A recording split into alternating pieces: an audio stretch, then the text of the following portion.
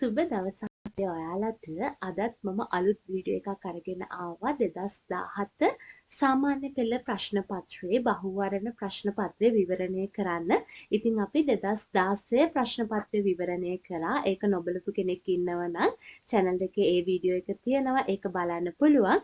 2017 ඊට පස්සේ අපි 2024 දක්වාම මෙන්න මේ බහුවර්ණ ප්‍රශ්න විවරණේ වීඩියෝස් ටික අරගෙන එනවා. ඉතින් අලුතින් වීඩියෝ එකක් දාපු ගමන්ම ඔයාලට නොටිෆිකේෂන් එක බලා ගන්න පුළුවන්. මගේ channel එක subscribe කරලා තියාගන්න.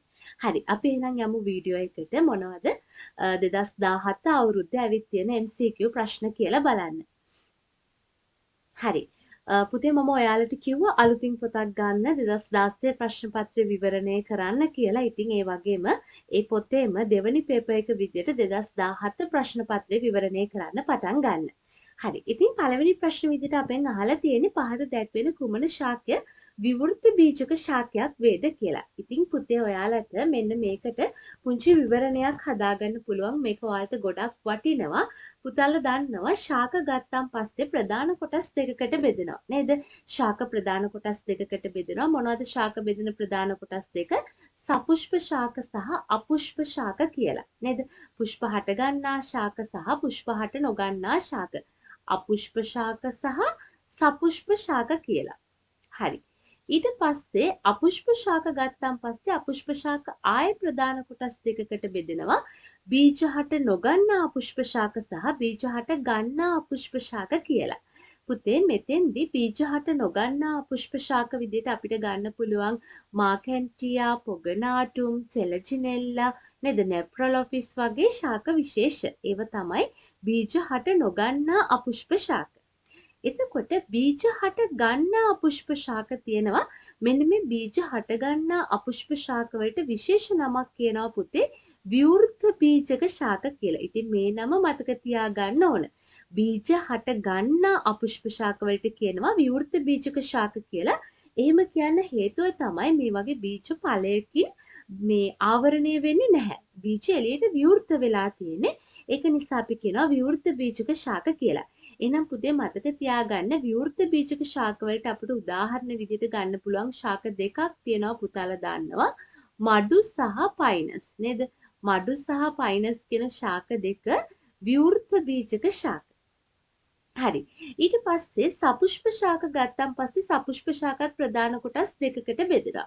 පුතේ හොඳට මතක තියාගන්න තව අලුත් නමක් තියෙනවා. සපුෂ්ප ශාක වලට අපි කියනවා අවෘත බීජක ශාක කියලා.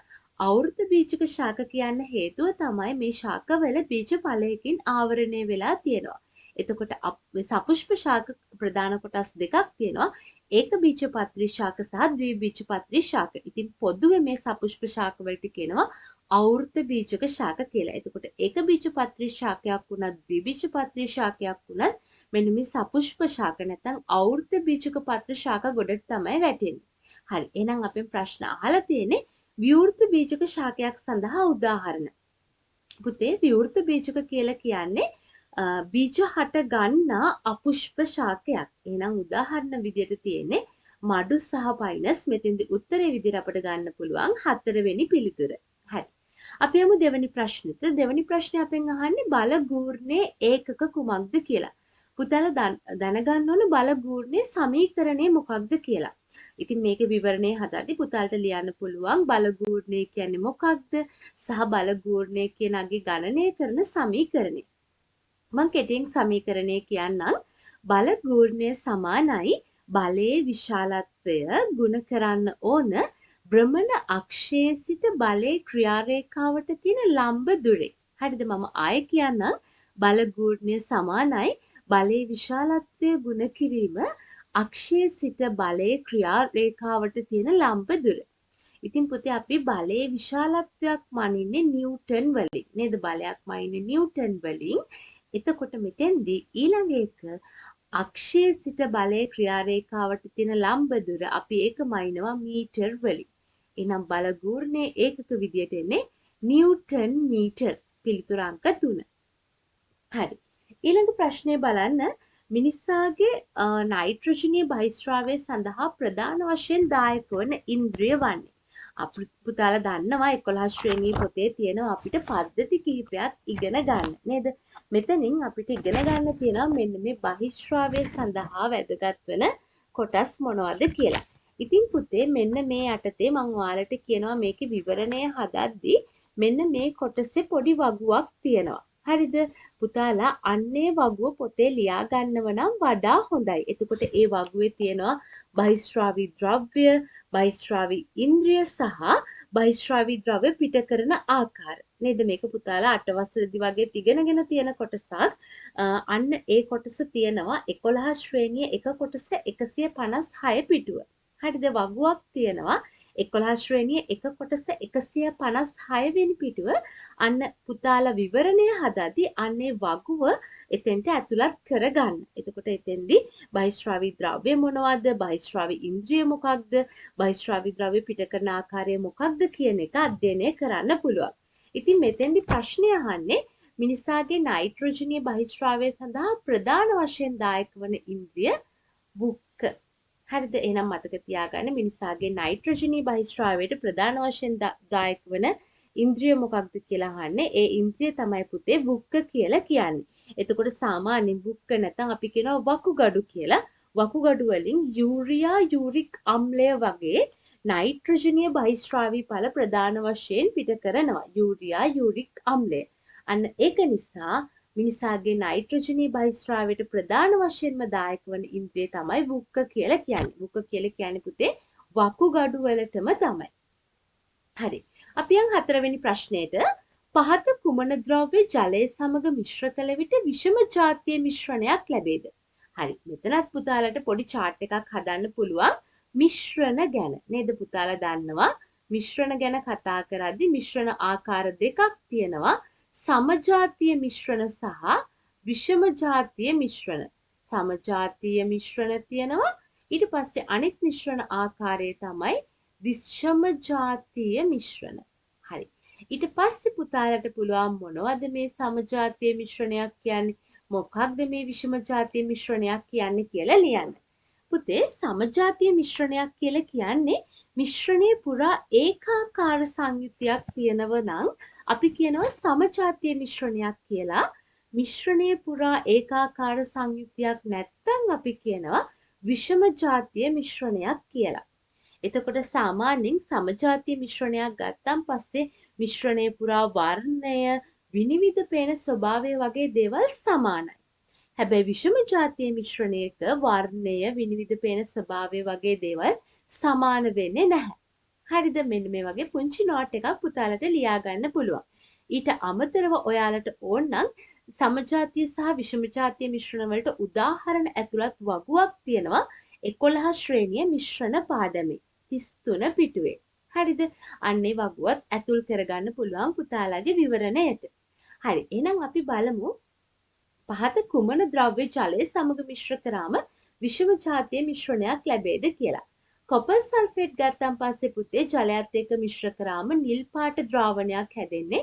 හැබැයි ඒ ද්‍රාවණය සමජාතීයයි. මොකද ද්‍රාවණයේ පුරාම වර්ණය, එතකොට විනිවිද වෙන ස්වභාවය එකම මට්ටමේ තියෙන සමානයි. එතකොට ඒ වගේම තමයි එතිල් මද්දසාර, අනිත් දෙස්සීනි මේ හැම දෙයකින්ම පුතේ සමජාතීය මිශ්‍රණයක් තමයි ලැබෙන්නේ. ඒකට හේතුව මිශ්‍රණයේ පුරා ඒකාකාර සංයුතියක් අපිට බලා ගන්න පුළුවන්. හැබැයි පුතේ තිරිඟු පිටි ජලයේ දිය කරාට පස්සේ සමජාතීය මිශ්‍රණයක් බලා ගන්න බෑ. තිරිඟු පිටි ජලයේ දිය කරාම තියෙන්නේ විෂම ජාතීය මිශ්‍රණයක්. එහෙනම් මෙතෙන්දි පිළිතුර වෙන්නේ අංක 4. හරි. ඊට පස්සේ බලන්න 5 වෙනි ප්‍රශ්නය ස්වායු ශ්වසනයේදී ශක්තිය නිදහස් කෙරෙන්නේ පහත සඳහන් කුමන ඉන්ද්‍රිකාව මගින්ද? අපෙන් අහන්නේ ස්වායු ශ්වසනයේදී ශක්තිය නිදහස් කරන්නේ කුමන ඉන්ද්‍රිකාව මගින්ද කියලා. ඉතින් පුතේ මම මේකේ විවරණේ හදන්න මෙන්න මේ විදියට කියන්නම්. පුතාලා දන්නවා ශාක සෛලයක සහ සත්ව සෛලයක කොටස් නේද? පොදුවේ ඔයාලගේ 10 ශ්‍රේණිය එක කොටසේ 6 වෙනි පාඩමේ තියෙනවා. ඉතින් මේකේ විවරණය හදද්දි පුතාලා එක් ඉන්ද්‍රිකා වලට අමතරව සෛලීය ව්‍යුහත් ලියන්න නේද? සාමාන්‍යයෙන් සෛල බිත්තිය, ප්ලාස්ම පටලය, ඒ වගේ දේවල් සෛලීය ව්‍යුහ නේද? පටල ගන්න එපා. එතකොට නෂ්ටිය, මයිටොකොන්ඩ්‍රියා, ගොල්ගි සංකීර්ණයේ රයිබසෝම වගේ දේවල් තමයි සෛලීය ඉන්ද්‍රිකා වන්නේ. එහෙනම් මේ ප්‍රශ්නෙට විවරණය හදද්දි පුතාලා ඒ පාඩම පොඩ්ඩක් කියවලා මෙන්න මේ සෛලීය ව්‍යුහවල සහ ඉන්ද්‍රිකාවල කෘත්‍යයන් ලියා දක්වන්න. දැන් අපි සෛල බිත්තිය ගත්තාන් පස්සේ සෛල බිත්තිය සෛලයට හැඩයක් ලබා දෙනවා, ආරක්ෂාවක් ලබා දෙනවා, සන්ධාරණයක් ලබා දෙනවා. අන්න ඒ වගේ සෛල බිත්තිය කියලා ලියලා ඉරක් ගහලා ඉස්සරහින් පුතාලා කෘත්‍යයන් ටික ලියන්න. එතකොට එතෙන්දී ඒ ප්‍රශ්නේ විවරණය කරද්දී සෛලයක කොටස් ටිකට අදාළ කෘත්‍යයන් ටික පිළිබඳ පුතාලට දැනුමක් එනවා. හරි. මෙතෙන්දී අහන්නේ ස්වායු ශ්වසනය මගින් ශක්තිය නිදහස් කරන්න මොන ඉන්ද්‍රිකාවද කියලා පුතේ මෙතෙන්දී මයිටොකොන්ඩ්‍රියා තමයි ස්වායු ශ්වසනය මගින් ශක්තිය නිදහස් කරන්නේ. අපි මේ මයිටොකොන්ඩ්‍රියා වලට කියනවා ජව පොළවල් කියලා. මොකද මෙයා ශක්තිය නිදහස් කරන ඉන්ද්‍රිකාවක් නිසා. හරි. අපි යමු 6 වෙනි ප්‍රශ්නෙට. පුතාට මතක නම් මගේ 2016 විවරණය වීඩියෝ එක හොඳින් බැලුවනම් පුතාට මතක තියෙන්න ඕන මෙන්න මේ ඔක්සයිඩ ගැන MCQ එකක් ඇවිත් තිබ්බා. ඒ කියන්නේ මේක 2016 ආපු ප්‍රශ්නයක්. හරිද? ඔක්සයිඩ ගැන MCQ එකක් ඇවිත් තිබ්බා. මොකක්ද ඒකේ නම් අහලා තිබ්බේ උභයගුණී ඔක්සයිඩය. බලන්න මේ ප්‍රශ්නේ දැන් එහෙනම් මේ ප්‍රශ්නේ හොඳට මතක තියාගන්න. ඔක්සයිඩ ගැන කලින් පේපර් එකෙත් තිබ්බා. හරිද? මම ඔන්න පාස් පේපර්ස් වල රිපීට් වෙන ප්‍රශ්න පොඩ්ඩක් ඔයාලට හයිලයිට් කරන්නම්. අන්න ඒක නිසා මං එතෙන්දිත් කිව්ව පුතේ ඔයාලගේ 10 ශ්‍රේණියේ 3 වෙනි පාඩමේ අවසන් කොටස් වල තියෙනවා ඔක්සයිඩ වලට අදාළ වගුවක් නේද? සෝඩියම් ඔක්සයිඩ් එක, මැග්නීසියම් ඔක්සයිඩ්, ඇලුමිනියම් ඔක්සයිඩ් නේද? අන්න ඒ වගේ ඔක්සයිඩ් වල ආම්ලික භාෂ්මිකතාව ඇතුළත් වගුවක් තියෙනවා. එහෙනම් මේ ප්‍රශ්නේදිත් පුතේ කමක් නැහැ ආයෙ පාරක් ලියුණාට ඔක්සයිඩ වගුව ලියන්න. මොකද ඒක වැඩි වෙන්නේ නැහැ. පුතාලා ඒක ලියන තරමට ඔයාලට ඒ ඔක්සයිඩ වගුවේ ආම්ලික භාෂ්මිකතාවය හොඳට හුරු වෙනවා. හරි. එහෙනම් පුතාලා දන්නවා සාමාන්‍යයෙන් සෝඩියම් ඔක්සයිඩ් වගේ ගත්තන් පස්සේ ප්‍රබල භාෂ්මිකයි. එතකොට ඒ ආවර්තය ඔස්සේ ඉදිරියට යද්දි නේද ඇලුමිනියම් වලින් පස්සේ එනකොට සෝඩියම් මැග්නීසියම් ඇලුමිනියම් එතකොට සිලිකන් ෆොස්ෆරස් සල්ෆර් ක්ලෝරින් වගේ පැත්තට යනකොට භාෂ්මිකතාව අඩු වෙනවා ආම්ලිකතාව වැඩි වෙනවා. එතකොට ක්ලෝරින් වල ඔක්සයිඩ් එක ගත්තන් පස්සේ ප්‍රබල ආම්ලික ඔක්සයිඩ් මෙතෙන්දී ඇලුමිනියම් ඔක්සයිඩ් අපි කලින් අවුරුද්දෙත් කතා කරා. ඇලුමිනියම් ඔක්සයිඩ් කියලා කියන්නේ උභයගුණී ඔක්සයිඩයක්. ඉතින් අපෙන් මෙතනදී අහන්නේ පුතේ බාස්මික ඔක්සයිඩය. බාස්මික ඔක්සයිඩයේ විදිහට අපිට ගන්න පුළුවන් පුතේ මැග්නීසියම් ඔක්සයිඩ් එක. එහෙනම් මතක තියාගන්න බාස්මික ඔක්සයිඩය වෙන්නේ මැග්නීසියම් ඔක්සයිඩ්. හරිද? සෝඩියම් ඔක්සයිඩ්, මැග්නීසියම් ඔක්සයිඩ් කියලා කියන්නේ බාස්මික ඔක්සයිඩ්. එහෙනම් පිළිතුර වෙන්නේ අංක 1. හරි. අපි යමු 7 වෙනි ප්‍රශ්නයට. 7 වෙනි ප්‍රශ්නේ අපෙන් අහන්නේ රූපේ දී ඇති සත්ව පටකය මොකක්ද කියලා. පුතාලා දන්නවා සත්ව පටකයක් කියන්නේ මොකක්ද නේද? පටකයක් කියන්නේ මොකක්ද? අන්න ඒ වගේ ලියා ගන්න පුතාලාගේ විවරණේ. පටකයක් කියලා කියන්නේ පොදු සම්භවයක් තියෙන නිශ්චිත කෘත්‍යයක් ඉටු කිරීමට හැඩ ගැස්සුණු නේද? සෛල සමූහයක් නේ අපි පටකයක් කියලා කියන්නේ. එහෙනම් අපි සත්ව පටකයක් කියලා කියන්නේ සත්ව දේහ තුල තියෙන නිශ්චිත කෘත්‍යයක් කිරීමට හැඩ ගැස්සුණු පොදු සම්භවයක් තියෙන සෛල සමූහයක්.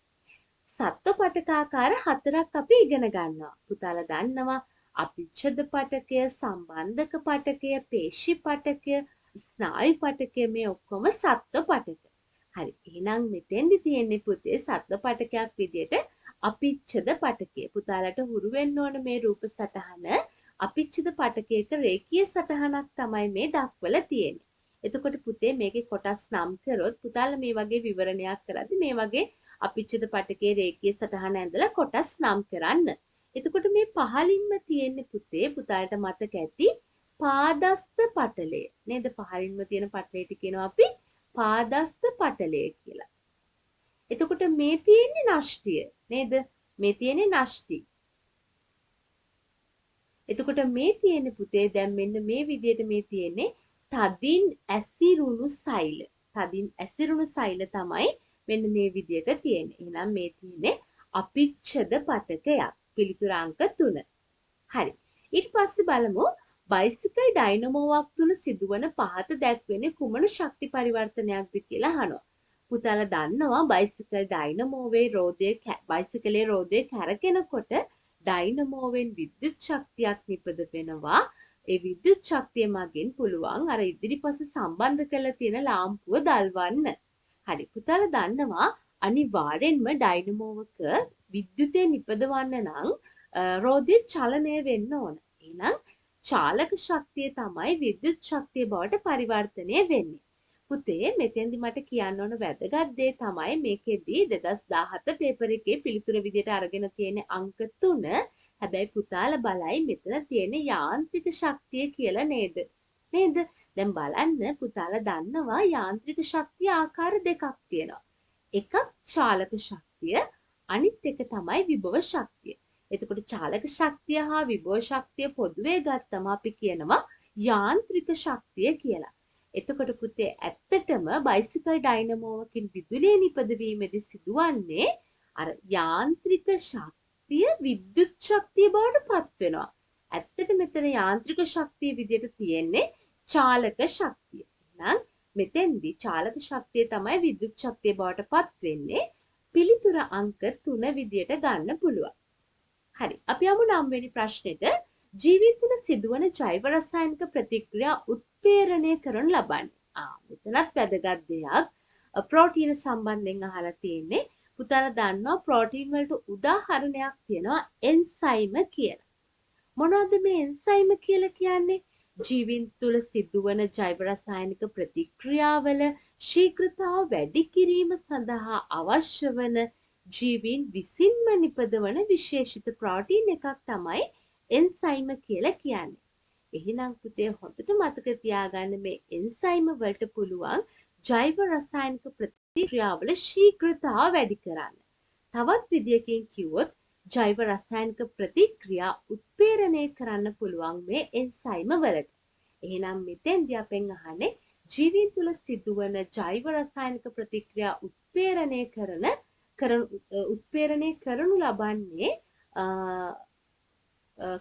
ලබන්නේ කියලා අපෙන් අහන්නේ. එහෙනම් හොඳට මතක තියාගන්න ජෛව රසායනික ප්‍රතික්‍රියා උත්ප්‍රේරණය කරනු ලබන්නේ පුතේ එන්සයිම මගින්.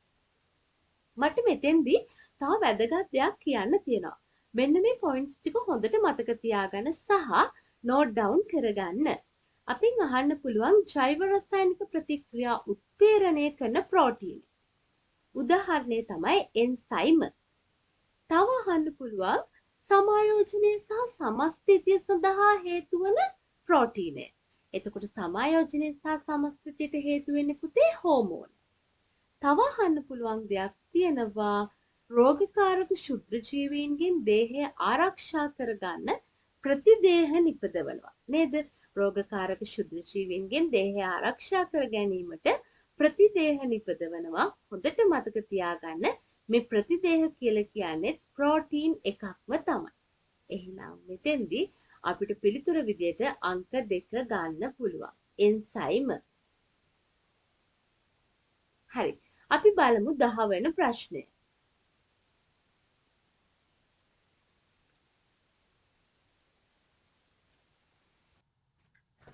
දහවෙනි ප්‍රශ්නය අපෙන් අහලා තියෙන මේ විදියට බල යුග්මයක් ක්‍රියා කරන්නේ පහත සඳහන් කුමන අවස්ථාවේදීද කියලා. ඉතින් පුතා මේ වගේ ප්‍රශ්නයකට විවරණයක් හදද්දී අපි මුලින්ම ලියන්න ඕන බල යුග්මයක් කියන්නේ මොකක්ද කියලා. බල යුග්මයක් කියලා කියන්නේ එකිනෙකට යම් පරතරයක් සහිත ක්‍රියාරේඛාවක් දිගේ වස්තුවක් මත ප්‍රතිවිරුද්ධ දිශාවලට ක්‍රියා කරන සමාන විශාලත්වයෙන් යුතු බල දෙකක් තමයි අපි බල යුග්මයක් කියලා කියන්නේ. හරිද? එකිනෙකට යම් පරතරයක් සහිතව. මෙන්න මේ වගේ එකිනෙකට යම් පරතරයක් තියෙනවා. හරිද? යම් පරතරයක් සහිතව ක්‍රියාරේඛාවක් දිගේ ප්‍රතිවිරුද්ධ දිශාවලට ක්‍රියා කරන සමාන බල යුගලක්. මෙන්න මේ විදිහට ප්‍රතිවිරුද්ධ දිශාවලට ක්‍රියා කරන සමාන විශාලත්වයෙන් යුතු බල දෙකක් තමයි අපි බල යුග්මයක් කියලා කියන්නේ. හරිද? එතකොට මේ බල යුග්මයක් ගැන කතා කරනකොට බල යුග්මයක් අපිට මනින්න පුළුවන් සමීකරණයක් තියෙනවා. එතකොට බල යුග්මයක ගුණය අපි ගණනය කරන්න පුතේ බලය ගුණ කරනවා බල දෙකේ ක්‍රියාරේඛා දෙක අතර තියෙන ලම්බ දුරෙන්. හරිද? බලය ගුණ කරනවා බල දෙකේ ක්‍රියා රේඛා අතර තියෙන ලම්බ දුරෙන්. ඒ කියන්නේ මෙන්න මේ ලම්බ දුරෙන් තමයි ගුණ කරන්න ඕන මෙන්න මේ බලයේ විශාලත්වය. හරි දැන් හිතන්න මෙතන බලය දෙනවා නිව්ටන් 10යි. එතකොට මේ පැත්තේ බලයත් පුතේ නිව්ටන් 10ක් වෙන්න ඕන. අන්න එහෙනම් අපි මෙන්න මේ බලයේ විශාලත්වය මෙන්න මේ බල දෙකේ ක්‍රියා රේඛා අතර ලම්බ දුරෙන් ගුණ කරාට පස්සේ අපිට එනවා බල යුග්මයක ගුණය. ඒ කියන්නේ F ගුණ කිරීම D. හරිද? හරි. එහෙනම් ඊට පස්සේ පුතාලා මේක තව මේ විස්තර කරද්දි විවරණේ ඊළඟට ලියන්න පුළුවන් බල යුග්මයක් ක්‍රියා කරන අවස්ථා මොනවද කියලා. බල යුග්මයක් ක්‍රියා කරන අවස්ථා විදිහට අපිට උදාහරණයක් ගන්න පුළුවන් පුතේ. ජල කරාමයක් ඇරීම වැසීම සිදුවන අවස්ථාව, ඒ වගේම තමයි සුක්කානමක් කරකවන අවස්ථාව, ඉස්කුරුප්පුනියනක් භාවිතයෙන් ඇන ගලවන අවස්ථාව, අන්න ඒ වගේ අවස්ථාවල බල යුග්මයක් ක්‍රියා කරනවා. එහෙනම් මෙතෙන්දී බල යුග්මයක් ක්‍රියා කරන අවස්ථාවට උදාහරණය තමයි ස්කුරුප්පුනියනක් මගින් ඇණයක් ගැලවීමේදී කියන උදාහරණය. හරිද? හරි. අපි යන් 11 වෙනි ප්‍රශ්නයට.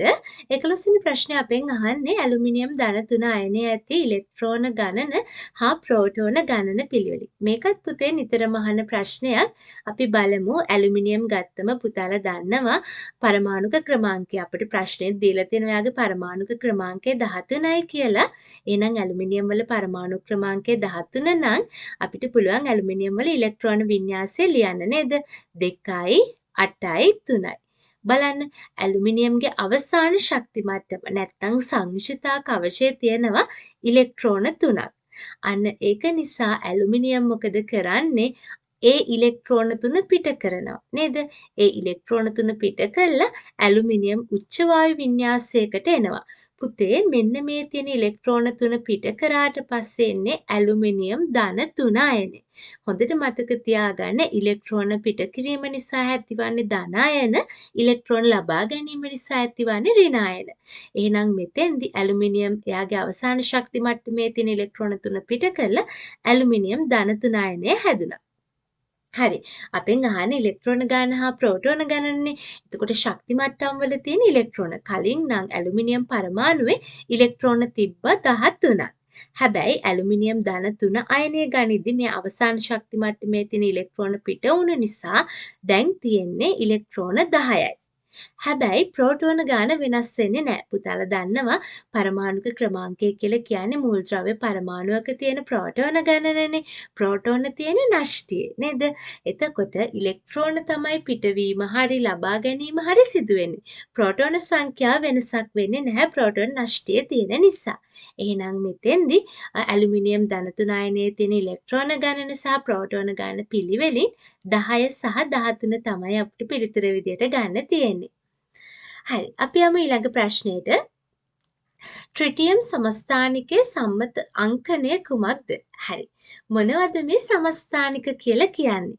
සමස්ථානික කියලා කියන්නේ පුතේ එකම මූලද්‍රව්‍යයේ ඇති වෙනස් ස්කන්ධ ක්‍රමාංක සහිත පරමාණු. එකම මූලද්‍රව්‍ය හැබැයි වෙනස් ස්කන්ධ ක්‍රමාංක. හරි. අපේ පොතේ තියෙන උදාහරණයක් හයිඩ්‍රජන්. මම ලියන්නම් හයිඩ්‍රජන්ගේ සමස්ථානික ටික. හරිද? බලන්න හයිඩ්‍රජන්ගේ පරමාණු ක්‍රමාංකය 1 හයිඩ්‍රජන්ගේ පරමාණු ක්‍රමාංකය 1 හයිඩ්‍රජන්ගේ පරමාණු ක්‍රමාංකය 1. පරමාණුක ක්‍රමාංකය වෙනස් වෙන්නේ නැහැ. එකම තමයි. මේ බලන්න ස්කන්ධ ක්‍රමාංකය ගත්තාන් පස්සේ පුතේ බලන්න සමස්ථානික ආකාර තියෙනවා පුතේ 3ක්. හරිද? සමස්ථානික ආකාර 3 බලන්න මේ තියෙන ප්‍රෝටියම් ස්කන්ධ ක්‍රමාංකය 1යි. මේ තියෙන ඩියුට්‍රියම් ස්කන්ධ ක්‍රමාංකය 2යි. මේ තියෙන ට්‍රිටියම් ස්කන්ධ ක්‍රමාංකය 3යි. හරිද? දැන් බලන්න පුතේ එකම මූලද්‍රව්‍ය පරමාණුව හැබැයි ස්කන්ධ ක්‍රමාංක වෙනස්. අන්න ඒක නිසා මේවට කියනවා සමස්ථානික කියලා. එහෙනම් සමස්ථානිකයක වෙනස් වන ගුණ දෙකක් තියෙනවා. හොඳට මතක තියාගන්න. සමස්ථානිකයක් ගත්තන් පස්සේ සමස්ථානිකයක ස්කන්ධ ක්‍රමාංක එකිනෙකට වෙනස්. ස්කන්ධ ක්‍රමාංකය කියන්නේ සමස්ථානිකයක තියෙන වෙනස් ගුණය. එතකොට අනිත් දේ තමයි පුතේ නියුට්‍රෝන ගණන. හොඳට මතක තියාගන්න ප්‍රෝටෝන ගණන වෙනස් වෙන්නේ නැහැ. මේ තුනේම ප්‍රෝටෝන ගාන එකයි.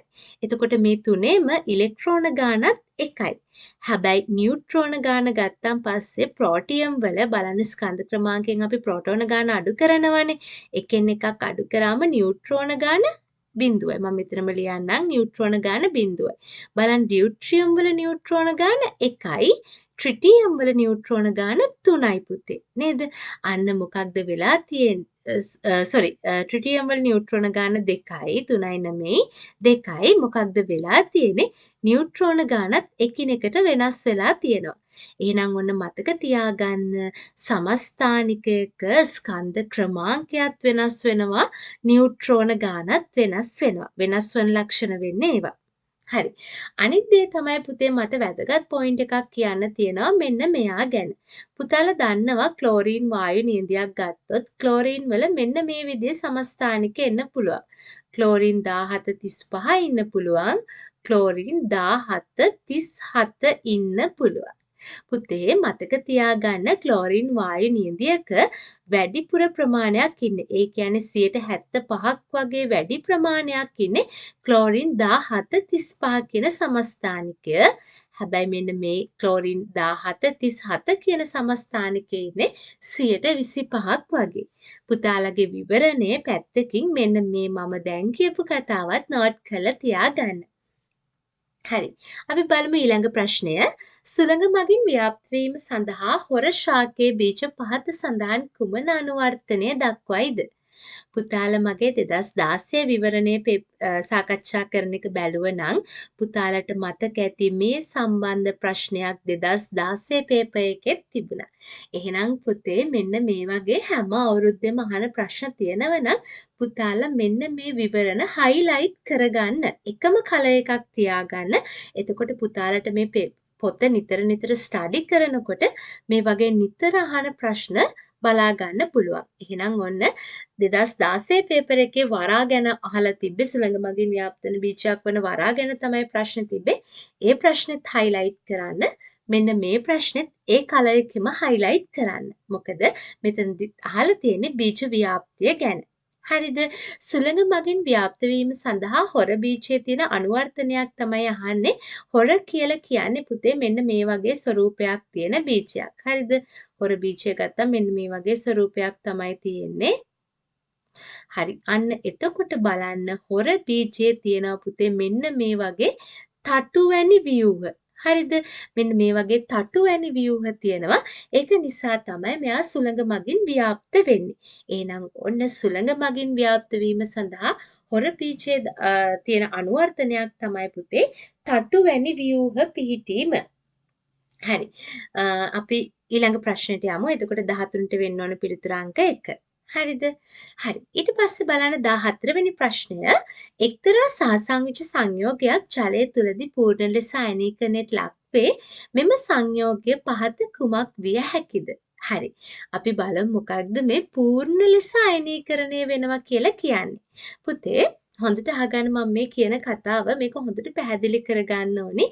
මේ ප්‍රශ්නේ අදාළ වෙන්නේ අම්ල භෂ්ම පාඩමේ 11 ශ්‍රේණිය. හරිද? පුතේ මොනවා හරි අම්ලයක් ගත්තොත් නැත්නම් භෂ්මයක් ගත්තොත් දැන් අපි අම්ලයක් කියන්නේ මොකක්ද? අම්ලයක් කියලා කියන්නේ ජලීය ද්‍රාවණයේදී හයිඩ්‍රජන් ධන අයන මුදාහරින සංයෝග. එතකොට භෂ්මයක් කියලා කියන්නේ ජලීය ද්‍රාවණයේදී හයිඩ්‍රොක්සිල් අයන මුදාහරින සංයෝග. ඒ කියන්නේ OH-. හරිද? දැන් අපි මොන හරි අම්ලයක් ගත්තොත් දැන් බලන්න HCl වල ජලීය ද්‍රාවණයක් කියලා හිතන්නකෝ. ඒ කියන්නේ aqueous මේ AQ කියලා කියන්නේ ජලීය ද්‍රාවණය කියන එක. ජලීය ද්‍රාවණයක් ගත්තන් පස්සේ පුතේ මෙයා මොනවා බවටද පත් වෙන්නේ? හයිඩ්‍රජන් ධන අයන සහ ක්ලෝරයිඩ් අයන බවට විඝටනය වෙනවා. aqueous මාධ්‍යෙම හයිඩ්‍රජන් ධන අයන සහ ක්ලෝරයිඩ් අයන බවට විඝටනය වෙනවා. එතකොට මොකක්ද පුතේ මේ පූර්ණ ලෙස අයනීකරණයට ලක් වෙනවා කියලා කියන්නේ? ඔන්න අපි ගන්නවා මෙන්න මේ වගේ HCl ජලීය ද්‍රාවණයක්. ඒ කියන්නේ හයිඩ්‍රොක්ලෝරික් අම්ලයේ ජලය දිය කරපු ද්‍රාවණයක් ගන්නවා. මෙතෙන්දී පූර්ණ ලෙස අයනීකරණය වෙනවා කියලා කියන්නේ පුතේ මෙන්න මේ අපි මේ ජලය තුලට දාන HCl ටික සම්පූර්ණයෙන්ම හයිඩ්‍රජන් ධන අයන සහ ක්ලෝරයිඩ් බවට පත් වෙනවා. ඒ කියන්නේ හොඳට මතක තියාගන්න ද්‍රාවණයේ පුරාම හයිඩ්‍රජන් ධනායන සහ ක්ලෝරයිඩ් තමයි ඉන්නේ. නිදහස් HCl පූර්ණ ලෙස අයනීකරණයට ලක්වන ද්‍රාවණයක් තුල නැත. ඒ කියන්නේ යම් දෙයක්. ඒ කියන්නේ හොඳට මතක තියාගන්න පූර්ණ ලෙස අයනීකරණයට ලක් වෙන්නේ පුතේ ප්‍රබල දේවල්. ඒ කියන්නේ ප්‍රබල අම්ල ගත්තම ප්‍රබල භෂ්ම ගත්තම අන්න ඒ දේවල් පූර්ණ ලෙස අයනීකරණයට ලක් වෙනවා. ඒ කියන්නේ හිතන්න ප්‍රබල අම්ලයක් වන හයිඩ්‍රොක්ලෝරික් මම මේ ද්‍රාවණය තුළට දානවා කියලා ජලය තුළට. එතකොට හැදෙන්නේ හයිඩ්‍රොක්ලෝරික් වල ජලීය ද්‍රාවණයනේ. පුතේ අන්නේ ජලීය ද්‍රාවණය තුළ තියෙන්නේ හයිඩ්‍රජන් ධනායන සහ ක්ලෝරයිඩ් අයන. මිට අමතරව ඉතින් හයිඩ්‍රොක්සිල් වගේ අයන තියෙනවා. මොකද මේක ජලීය ද්‍රාවණයක් නේද? OH- අයන තියෙනවා. ජලීය ද්‍රාවණයක් නිසා. හැබැයි හොඳට මතක තියාගන්න මේ ජලීය ද්‍රාවණය තුල පුතේ නිදහස් HCl ඒ කියන්නේ මෙන්න මෙයා නිදහසේ ඉන්න නිදහස් HCl මේ ජලීය ද්‍රාවණය තුල නැත. HCl විදියට එයා ඉන්නේ නැහැ. එයා අනිවාර්යෙන්ම හයිඩ්‍රජන් ධන අයන සහ ක්ලෝරයිඩ් අයන බවට පත් වෙනවා. අන්න ඒක තමයි පූර්ණ ලෙස අයනීකරණය වෙනවා කියලා කියන්නේ. එතකොට අපි සාමාන්‍යයෙන් ගත්තම තව පූර්ණ ලෙස අයනීකරණය වන අම්ල තියෙනවා H2SO4 සල්ෆියුරික් අම්ලය. මෙයා ප්‍රබල අම්ලයක්. නේද? එතකොට නයිට්‍රික් අම්ලය HNO3 නයිට්‍රික් අම්ලය මේ තියෙන්නේ ප්‍රබල අම්ලයක්. මේ දෙන්නම පූර්ණ ලෙස අයනීකරණයට ලක් වෙනවා. භෂ්ම වලින් ගත්තම සෝඩියම් හයිඩ්‍රොක්සයිඩ් වගේ භෂ්ම මේ ප්‍රබල භෂ්ම එයාලත් පූර්ණ ලෙස අයනීකරණයට ලක් වෙනවා. හරි. එතකොට මෙතෙන්දි පිළිතුර වෙන්නේ අංක 2 HCl. හරි. ඊට පස්සේ බලන්න මිනිස් සිරුර තුළ ග්ලූකෝගන් හා කැල්සිටොනින් ස්‍රාවය කරන අන්තරාසර්ගික ග්‍රන්ථි පිළිවෙලින් වන්නේ. පුතේ මම මෙතෙන්දී මට පුතේ 14 ප්‍රශ්න තව පොඩි දෙයක් කියන්න තියෙනවා. දැන් මෙතන කොපර් සල්ෆේට් ගත්තත් සාමාන්‍යයෙන් කොපර් ධනායන සහ සල්ෆේට් හදනවා. මට පොඩි පොයින්ට් එකක් මිස් වුණා මෙතන පිළිතුර ගනිද්දී. මෙතන විශේෂයෙන් අහනවා සහ සංයුජ සංයෝගයක් කියලා. අන්න ඒක ගැනත් අවධානය යොමු කරන්න ඕන. HCl තමයි මෙතන සහසංයුජ සංයෝගයක් වන පූර්ණ ලෙස අයනීකරණයට ලක්වන කෙනා. හොඳට මතක තියාගන්න කොපර් සල්ෆේට් කියලා කියන්නේ පුතේ අයනික සංයෝගයක්. මට චුට්ටක් ඒ පොයින්ට් එක මිස් වුණා. ඔයාලා ඒකත් නෝට් ඩවුන් කරගන්න අනිවාර්යෙන්ම. සහසංයුජ සංයෝගයක් තමයි HCl කියලා කියන්නේ. ඉලෙක්ට්‍රෝන හවුලේ තියාගන්න කෙනෙක්. ඒකයි වඩා නිවැරදි පිළිතුර HCl වෙන්නේ. හරි. අපි යමු 15 වෙනි ප්‍රශ්නය. මම මේක ලොකුවට සාකච්ඡා කරන්නේ නැහැ. හැබැයි මම පුතාලට මෙතන විවරණය වැදගත් තැනක් කියන්නම්. මේ ප්‍රශ්නේ අහන්නේ පුතේ 11 ශ්‍රේණිය පද්ධති පාඩමෙන්. පුතේ ඔයාලා 11 ශ්‍රේණිය part 1 එකේ පළවෙනි කොටසේ 181 සහ 182 පිටු බලන්න. අන්නේ පිටුවල තියෙනවා වගුවක්. නේද? මේ අන්තරාසර්ග ග්‍රන්ථි පිළිබඳව වගුවක් තියෙනවා. අන්න ඒ වගුව මෙන්න මේ විවරණයට ඇතුළත් කරගන්න සහ ඒ වගුව නිතර නිතර අධ්‍යයනය කරන්න. ඉතින් මෙතෙන්දී ග්ලූකෝගන් සහ කැල්සිටොනින් ස්‍රාවය කරන අන්තරාසර්ග ග්‍රන්ථි පිළිවෙලින් වන්නේ පුතේ අග්න්‍යාශය සහ තයිරොයිඩය. හරිද? එහෙනම් ඒ වගුව ඔයාලා අඳින්න සහ පාඩම් කරන්න. මම මේ ප්‍රශ්න ලොකුවට කතා කරන්න යන්නේ නැහැ. හරි. අපි බලමු ඊළඟ ප්‍රශ්නය. පොටෑසියම්, කැල්සියම් හා ලෙඩ් යන එක් ලෝහය නිස්සාරණය කිරීම සඳහා යොදා ගැනීමට වඩාත්ම සුදුසු ක්‍රමය දැක්වෙන වරණය. පුතාලා දන්නවා සක්‍රියතා ශ්‍රේණිය නේද? මම සක්‍රියතා ශ්‍රේණිය පොඩ්ඩක් ලියන්නම්. ඔයාලත් විවරණය තුල ලියනවා නම් හොඳයි සක්‍රියතා ශ්‍රේණිය.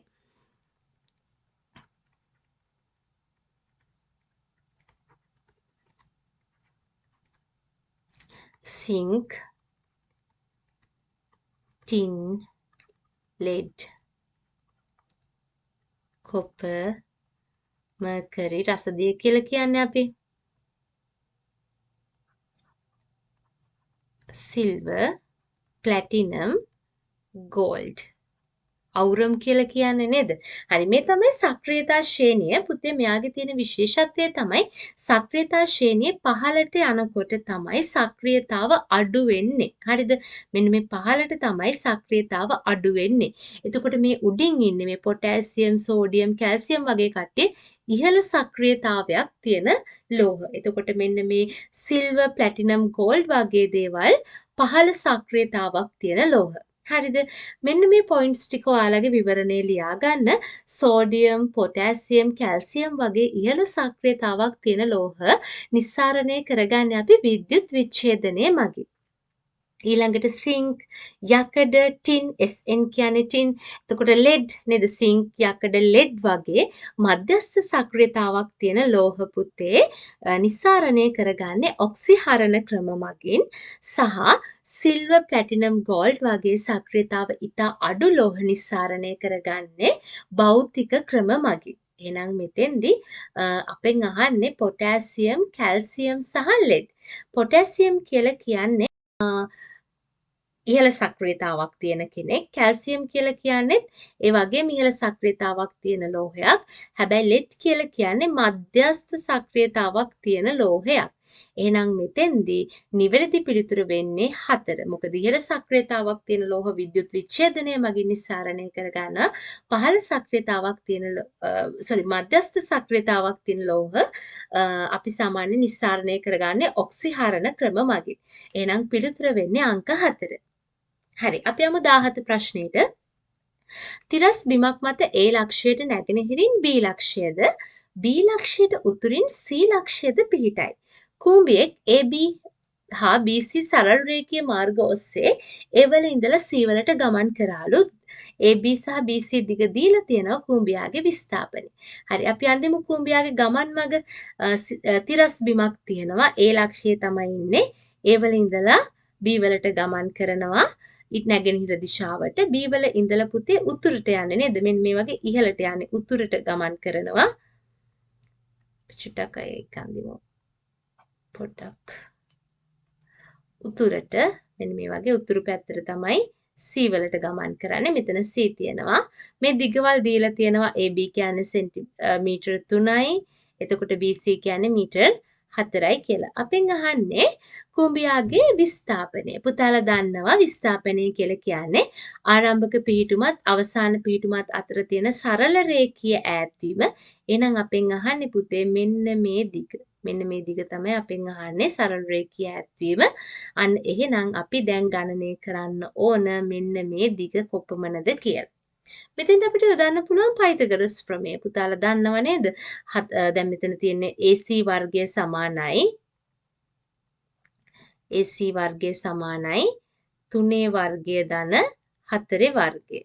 එතකොට AC වර්ගය සමානයි 3 වර්ගය 9යි 4 වර්ගය 16යි. එතකොට AC වර්ගය සමානයි පුතේ 25යි. හරිද?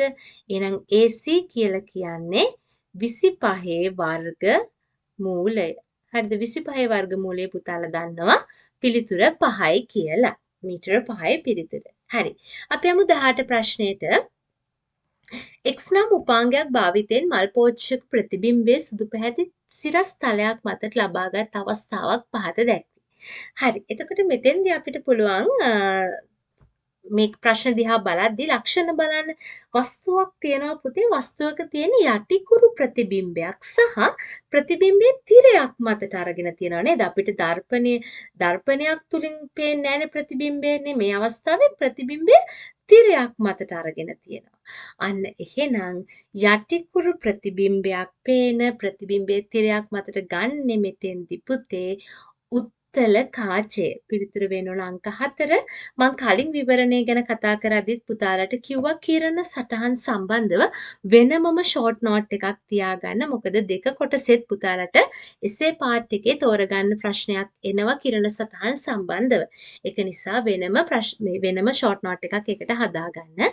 මෙන්න මේක මතක තියාගන්න පුතේ. සාමාන්‍යයෙන් උත්තල කාච වලින් සෑදෙන ප්‍රතිබිම්බ ගැන පුතාලගේ පොතේ වෙනම කොටසක් තියෙනවා. 126 129 පිටුවල 11 ශ්‍රේණිය පළවෙනි කොටසේ. අන්න එතෙන්දි පුතාලා හොඳට මතක තියාගන්න උත්තල කාච වලින් සෑදෙන ප්‍රතිබිම්බ වල ස්වභාවය, ප්‍රමාණය සහ ප්‍රතිබිම්බය සෑදෙන ස්ථානය වස්තුව කාචයේ ඉදිරියේ තියෙන ස්ථානය අනුව වෙනස් වෙනවා. නේද? වස්තුව සමහරක් වෙලාවට නාභිය මත තියෙනවා. නාභියත් වක්‍රතා කේන්ද්‍රයත් අතර තියෙනවා. වක්‍රතා කේන්ද්‍රයටත් ඈතින් පිහිටනවා. අන්නේ වස්තුව තියෙන ස්ථානය අනුව ප්‍රතිබිම්බයේ පිහිටන ස්ථානය, ප්‍රතිබිම්බයේ ස්වરૂපය, නේද? ප්‍රතිබිම්බයේ ප්‍රමාණය, ස්වરૂපය නෙමෙයි ප්‍රතිබිම්බයේ ප්‍රමාණය නේද? අන්න ඒ වගේ දේවල් වෙනස් වෙනවා. එහෙනම් කිරණ සතහන් වලට වෙනම ෂෝට් නෝට් එකක් හදන්න. හරි. අපි යමු 19 ප්‍රශ්නෙට. 19 ප්‍රශ්න අපෙන් අහන්නේ තරංග සම්බන්ධයෙන් පහත දී ඇති කුමන ප්‍රකාශය සත්‍ය වේද? හරි. එහෙනම් මෙතෙන්දී ඔයාලා තරංග වලට අදාළව පුංචි විවරණයක් හදාගන්න. පුතාලා දන්නවා තරංග ගැන කතා කරනකොට තරංගාකාර දෙකක් තියෙනවා නේද? ප්‍රධාන තරංගාකාර දෙකක් අපි කතා කරනවා. මොනවද ප්‍රධාන තරංගාකාර දෙක?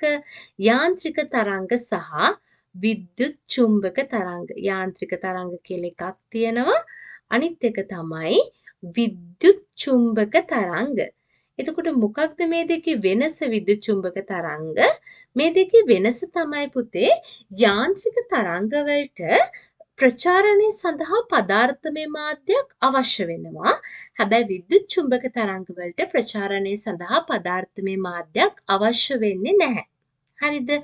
එතකොට යාන්ත්‍රික තරංග ගත්තන් පස්සේ පුතේ යාන්ත්‍රික තරංග ආයෙම ප්‍රධාන කොටස් දෙකකට බෙදන්න පුළුවන්. තීර්යක් තරංග සහ අන්වායාම තරංග. පුතාලා නෝට් එකේ ලියා ගන්න. තීර්යක් තරංග සහ අන්වායාම තරංග. හරිද? එතකොට පුතාලගේ නෝට් එකේ තීරයක් තරංග කියන්නේ මොකක්ද? අන්වායාම තරංගයක් කියන්නේ මොකක්ද කියලා ලියා ගන්න. ඒ වගේම තීරයක් තරංග වලට උදාහරණ තියෙනවා නේද? ජල තරංග. එතකොට අන්වායාම තරංග වලට උදාහරණ තියෙනවා ධ්වනි තරංග. ඒ වගේ ලියන්න පුළුවන්. ඊළඟට ඔයාලට වෙනම ලියන්න පුළුවන් විද්‍යුත් චුම්බක තරංගවල විවරණය හදද්දී විද්‍යුත් චුම්බක තරංගයක් කියන්නේ මොකද්ද කියලා අපි ලියනවනේ. ඊට පස්සේ ලියන්න පුළුවන් විද්‍යුත් චුම්බක තරංගවල විශේෂ ලක්ෂණ ටිකක් තියෙනවා පුතේ නේද? ඔයාලා පුතේ විශේෂ ලක්ෂණ 3ක් දාලා තියෙනවා විද්‍යුත් චුම්බක තරංගවල. අන්නේ ලක්ෂණ ටික ලියන්න පුළුවන් සහ විද්‍යුත් චුම්බක තරංග වලට උදාහරණ ලියන්න පුළුවන්. මොනවද? ගැමා කිරණ, එක්ස් කිරණ නේද? අදෝරක්ත කිරණ, එතකොට රේඩියෝ තරංග, අන්න ඒ වගේ දේවල් උදාහරණ විදිහට ලියන්න පුළුවන්. හරි. ඊට පස්සේ ඒ වගේ විවරණයක් හදාගත්තම් ප්‍රමාණවත්. ඊට පස්සේ අපි යමු මොනවද ප්‍රශ්නය අහලා තියෙන්නේ තරංග සම්බන්ධයෙන් සත්‍ය ප්‍රකාශය. සම්පීඩන හා විරලන සහිතව තීරයක් තරංග ප්‍රචාරණය වෙනවා. පුතේ හොඳට මතක තියාගන්න සම්පීඩන සහ විරලන ඇතිවන්නේ ධ්වනි තරංගවල. ධ්වනි තරංග කියන්නේ අන්වායාම තරංග විශේෂයක්. ඒ නිසා පළවෙනි පිළිතුර වැරදි. දෙවෙනි එක තීරයක් තරංගයක ශීර්ෂ හා නිම්න අතර දුර එම තරංගයේ තරංග ආයාමය කියලා කියනවා. නෑ බලන්න මෙන්න මේ වගේ අපි පොඩි තරංගයක් ඇඳුත් හිතන්න මම ජල තරංගයක් මෙන්න මේ විදිහට අඳිනවා කියලා. මේ තියෙන්නේ මම අඳින තරංගය. හරිද? එතකොට මෙන්න මේ තරංගයක පුතේ ඉහළින් තියෙන ශීර්ෂ. හරිද? මෙන්න මේ ඉහළින් තියෙන ශීර්ෂ. මේ තියෙන ශීර්ෂ. එතකොට මේ තියෙන්නේ නිම්න. හරිද? පහළින් තියෙන්නේ මේ තියෙන්නේ නිම්න. මේ තියෙන්නේ ශීර්ෂ. එතකොට අනුයාත ශීර්ෂ දෙකක් අතර දුර. ඒ කියන්නේ එක ළඟ පිහිටන ශීර්ෂ දෙකක් අතර දුර තමයි තරංගායාමය. නැත්තම් අපිට කියන්න පුළුවන් අනුයාත නිම්න දෙකක් අතර දුර තරංගායාමය කියලා. හරිද? නැතුව ශීර්ෂයක් සහ නිම්නයක් අතර දුර තරංගායාමය වෙන්නේ නැහැ. අනුයාත ශීර්ෂ දෙකක් අතර දුර නැත්තම් අනුයාත නිම්න දෙකක් අතර දුර තමයි පුතේ තරංගායාමය වෙන්නේ. එහෙනම් මෙන්න මේ පිළිතුරත් අපිට නිවැරදි විදියට ගන්න බෑ වැරදි. යාන්ත්‍රික තරංග ප්‍රචාරණය සඳහා මාධ්‍යයක් තිබීම අත්‍යවශ්‍ය නොවේ. පුතේ යාන්ත්‍රික තරංග ප්‍රචාරණයට මාධ්‍යයක් අත්‍යවශ්‍ය වෙනවා. ඒ නිසා මේ පිළිතුරත් වැරදි. පදාර්ථ සම්ප්‍රේෂණයකින් තොරව යාන්ත්‍රික තරංග මගින් ශක්තිය සම්ප්‍රේෂණය කෙරේ. අන්න ඒ පිළිතුර තමයි අපිට නිවැරදි පිළිතුර විදියට ගන්න පුළුවන්. පිළිතුර අංක 4. හරි. ඊට පස්සේ බලන්න 20 ප්‍රශ්නය. මුහුදු ජලයෙන් ලුණු නිෂ්පාදනය කිරීමේ ක්‍රියාවලියේදී පළමුවන හා තුන්වන තටාකවල අවක්ෂේප වන ලවණ පිළිවෙලින් ලියන්න. හරි. එහෙනම් මෙතෙන්දි මට ඔයාලට කියන්න තියෙන වැදගත් දේ තමයි පුතාලා පොඩි විවරණයක් හදන්න නැත්නම් ෂෝට් නෝට් ටයිප් එකක් හදන්න ලුණු නිෂ්පාදනය ගැන. හරිද? මේක වැදගත්. එසේ පාඩ් එකට එන්නත් පුළුවන්. මොනවද ලුණු නිෂ්පාදනය ගැන අපිට ලියන්න පුළුවන්? මොනවද ලුණු නිෂ්පාදනය කිරීමේ ශිල්ප ක්‍රම? ඒ වගේම ලුණු ලේවායක් සෑදීමේදී අපි සලකා බලන්න ඕන භූගෝලීය හා පාරිසරික සාධක මොනවද? ඒ වගේම ලුණු ලේවායක මොනවද තටාක තියෙන? ඒ තටාකවල මොකක්ද වෙන්නේ? අන්න ඒ වගේ දේවල් පුතාලට ඇතුළත් කළ ෂෝට් නෝට් එකක් හදන්න පුළුවන්. හරි. ලුණු නිෂ්පාදනයේදී පුතේ තටාකාකාර 4ක් තියෙනවා. නොගැඹුරු විශාල තටාක, මධ්‍යස්ථ තටාක සහ කුඩා තටාක. එතකොට පළවෙනි තටාක තමයි නොගැඹුරු විශාල තටාක. එතකොට පළමු තටාකයේදී හොඳට මතක තියාගන්න පුතේ කැල්සියම් කාබනේට් තමයි අවක්ෂේප වෙන්නේ නේද? පතුලට ගමන් කරන්නේ පළමු තටාකයේදී කැල්සියම් කාබනේට්. එතකොට දෙවන තටාකයේදී ඒ කියන්නේ මධ්‍යස්ථ තටාකවලදී පුතේ අවක්ෂේප වෙන්නේ කැල්සියම් සල්ෆේට්. කැල්සියම් සල්ෆේට් තමයි මධ්‍යස්ථ තටාකවලදී අවක්ෂේප වෙන්නේ. එතකොට අවසාන තුන්වෙනි තටාකවලදී, ඒ කියන්නේ කුඩා තටාකයේදී තුන්වෙනි තටාකයේදී පුතේ අවක්ෂේප වෙන්නේ සෝඩියම් ක්ලෝරයිඩ්. Sodium chloride. එහෙනම් අපෙන් අහන්නේ පළමු හා තුන්වනනේ. එතකොට කැල්සියම් කාබනේට් සහ සෝඩියම් ක්ලෝරයිඩ් තමයි පිළිතුර. පිළිතුර වෙන්නේ අංක 1. හරි. අපි එහෙනම් බලමු 21 ප්‍රශ්නය කොහොමද ඇවිල්ලා තියෙන්නේ කියලා.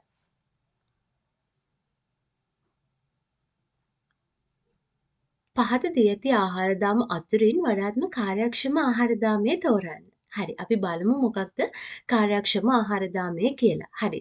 පුතේ අපි බලමු මුලින්ම මේ එක් එක් ආහාර දාමයේ අඩංගු පුරුක් සංඛ්‍යාව කීයද කියලා.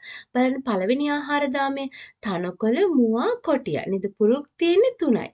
ඊළඟට ඊළඟ ආහාර දාමේ තියෙන්නේ පුරුක් 4යි. ඊට පස්සේ තුන්වෙනි ආහාර දාමේ පුරුක් 5ක් තියෙනවා. ඊළඟට අවසාන ආහාර දාමේ නැවත පුරුක් 4ක් තියෙනවා. ඉතින් අපෙන් අහන්නේ වඩාත් කාර්යක්ෂම ආහාර දාමේනේ පුතේ. එතකොට ඔයාලා දන්නවා ආහාර දාමයක් ඔස්සේ ඉදිරියට ශක්තිය ගලාගෙන යද්දි පුතේ ශක්තිය එක් පුරුකක ඉඳලා අනිත් පුරුකක නේද යන්නේ 10%ක් පමණයි. ඒ කියන්නේ V වල ඉඳලා 10%ක් පමණයි මෙන්න මේ මියට කියන සත්වයාට යන්නේ. හරිද? අනිත් 90% මොකද්ද වෙන්නේ පුතේ? ශක්ති හානියක් වෙනවා. හරිද? ඊට පස්සේ ආයෙ මෙතන ඉඳලා මේ දෙවෙනි පුරුක ඉඳලා ආයෙම තුන්වෙනි පුරුකට යන්නේ 10%යි. නේද? එතකොට තුන්වෙනි පුරුක ඉඳලත් ආයෙම යන්නේ 10%යි. හරිද? එතකොට හැමතිස්සෙම ශක්තිය 90%ක් හානි වෙනවා. 10%ක් තමයි ශක්තිය ඉදිරියට ගමන් කරන්නේ. එතකොට හිතන්නකෝ මම මෙන්න මේ V කියන ශාකයට ජූල් 1000ක ශක්තියක් තියෙනවා කියලා. එතකොට V කියන ශාකයේ ඉඳලා මීය කියන සත්වයාට යන්නේ මේ 1000න් ජූල් 1000න් 10%ක් පමණයි. හරිද? එතකොට 10%ක් පමණක් යද්දි මෙන්න මේ සත්වයාට එන ශක්තිය ජූල් 100යි. නේද? එතකොට 900ක්ම අයින් වෙනවා. 900ක්ම මේ ශක්ති හානියක් වෙනවා. එතකොට ඊළඟ පුරුකට යන්නේ මේකෙනුත් 10%යිනේ. ඒ කියන්නේ පුතේ ජූල් 10යි. ජූල් 90ක්ම අයින් වෙලා යනවා. ශක්ති හානියක් වෙනවා. එතකොට අවසාන පුරුකට මෙතෙන්දී එන්නේ ජූල් 1යි පුතේ. නේද? එතකොට ජූල් 9ක්ම අවසන් වෙලා. ඊට පස්සේ තව හිතන්න තව පුරුකක් තිබ්බා කියලා. එතකොට යාට යන්නේ දශම ගානයි. එතකොට පුතාලට තේරෙනවා ඉස්සරහට යන්න ආහාර දාමේ පුරුක් ගාන වැඩි වෙන්න ශක්තිය ගලා යන ප්‍රමාණය අඩු වෙනවා. හරිද? අන්නේ ශක්තිය ගලා යාම අඩුයි කියලා කියන්නේ ශක්තිය ගලා යාමේ ශීඝ්‍රතාව අඩුයි කියලා කියන්නේ පුතේ කාර්යක්ෂමතාව අඩුයි. එහෙනම් වඩා කාර්යක්ෂම ආහාර දාමයක් වෙන්න පුරුක් ගාන අඩු වෙන්න ඕනේ. හොඳට මතක තියාගන්න පුරුක් ගාන අඩුම කෙනාගේ තමයි වැඩිම කාර්යක්ෂමතාවය තියෙන්නේ. එහෙනම් මෙතන පුරුක් ගාන අඩුම ආහාර දාමය වෙන්නේ පළවෙනි ආහාර දාමය. එහෙනම් පුතාලා මෙන්න මේක පිළිතුරු විදිහට ගන්න පුළුවන්. එතකොට පුතාලා විවරණය හදද්දි මම මේ කියපු කොටස් ටික ඇතුළත් කරගන්න. පුරුක් ගාන වැඩි වෙන්න ගලා යන ශක්ති ප්‍රමාණය අඩු වෙනවා. ඒකට හේතුව තමයි ශක්තිය එක් පුරුකක ඉඳලා අනිත් පුරුකට යන්නේ 10%යි. 90%ක්ම ශක්තිය හානි වෙනවා. තේරුණාද? එතකොට පුරුක් ගාන වැඩි වෙන්න ඉස්සරහට යනකොට දශම ගණන් ශක්තිය තමයි ඉස්සරහට යන්නේ. ඒ කියන්නේ ශක්තිය අඩුයිනේ. අන්න ඒක නිසා ශක්තිය අඩු වෙනවා කියලා කියන්නේ කාර්යක්ෂමතාව අඩුයි. එහෙනම් පුරුක් ගාන අඩුම කෙනාගේ තමයි ශක්තිය වැඩි කොටසක් තියෙන්නේ. ඒ කියන්නේ බලන්න දැන් මෙතන බැලුවොත් හිතන්න තනකොළ වල ජූල් 1000ක් තිබ්බා කියලා. එතකොට ඒ ජූල් 1000න් මුවාට එන්නේ ජූල් 100යි. එතකොට මෙතෙන්ට ජූල් 10යි. නේද? එතකොට අන්න ඒ වගේ ශක්තිය වැඩි ප්‍රමාණයක් දැන් ඔන්න පුරුක් 3ක ආහාර දාමයක ඉතුරු වෙනවා නේද? හැබැයි මෙතෙන් දැන් 4ක් වෙනකොට ජූල් 1 දක්වා ඉස්සරහට යනවා. නේද? දැන් 5ක් වෙනකොට පුතේ තව දශම ගාණක් වෙන්නේ මෙතෙන්. අන්න ඒක නිසා ශක්තිය ගලා යාම අඩු නම් කාර්යක්ෂමතාව අඩුයි. හරිද? ශක්තිය දැන් මෙතන අපෙන් අහන්නේ කාර්යක්ෂම කෙනානේ. නම් කාර්යක්ෂම වෙන්නේ පුරුක් ගාන අඩුම මේ ආහාර දාමය. හරි. ඊට පස්සේ බලන්න 22 ප්‍රශ්නය. ග්ලූකෝස් ද්‍රාවණයක සංයුතියේ ස්කන්ධය හා පරිමාව ඇසුරින් දීලා තියෙනවා ඝන ඩෙසිමීටරයට ග්‍රෑම් 90යි කියලා. එම ග්ලූකෝස් ද්‍රාවණයේ සාන්ද්‍රණය කොපමණද කියලා අහනවා. ග්ලූකෝස් වල සාපේක්ෂ අණුක ස්කන්ධය දීලා තියෙනවා පුතේ. ග්ලූකෝස් වල සාපේක්ෂ අණුක ස්කන්ධය 180යි කියලා කියන්නේ ග්ලූකෝස් වල සාපේක්ෂ මෞලික ස්කන්ධය කීයද?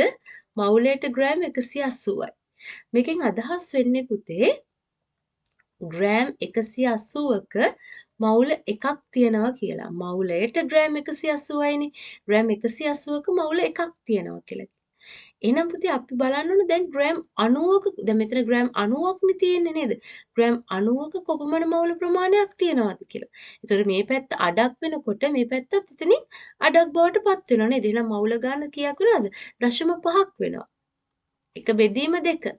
මවුල ගාන 0.5ක් වෙනවා. අන්න එතකොට පුතේ බලන්න ග්‍රෑම් 90ක තියෙනවා මවුල 0.5ක්. එතකොට අපි දන්නවා සාන්ද්‍රණය වන සූත්‍රයක් තියෙනවා. C සමානයි N බෙදීම V. N කියන්නේ මවුල ගණන. N කියන්නේ මවුල ගණන. V කියන්නේ පරිමාව පුතේ. N කියන්නේ මවුල ගාන, V කියන්නේ පරිමාව. එතකොට මෙතෙන්දි මවුල ගාන එන්නේ 0.5යි. මවුල 0.5යි.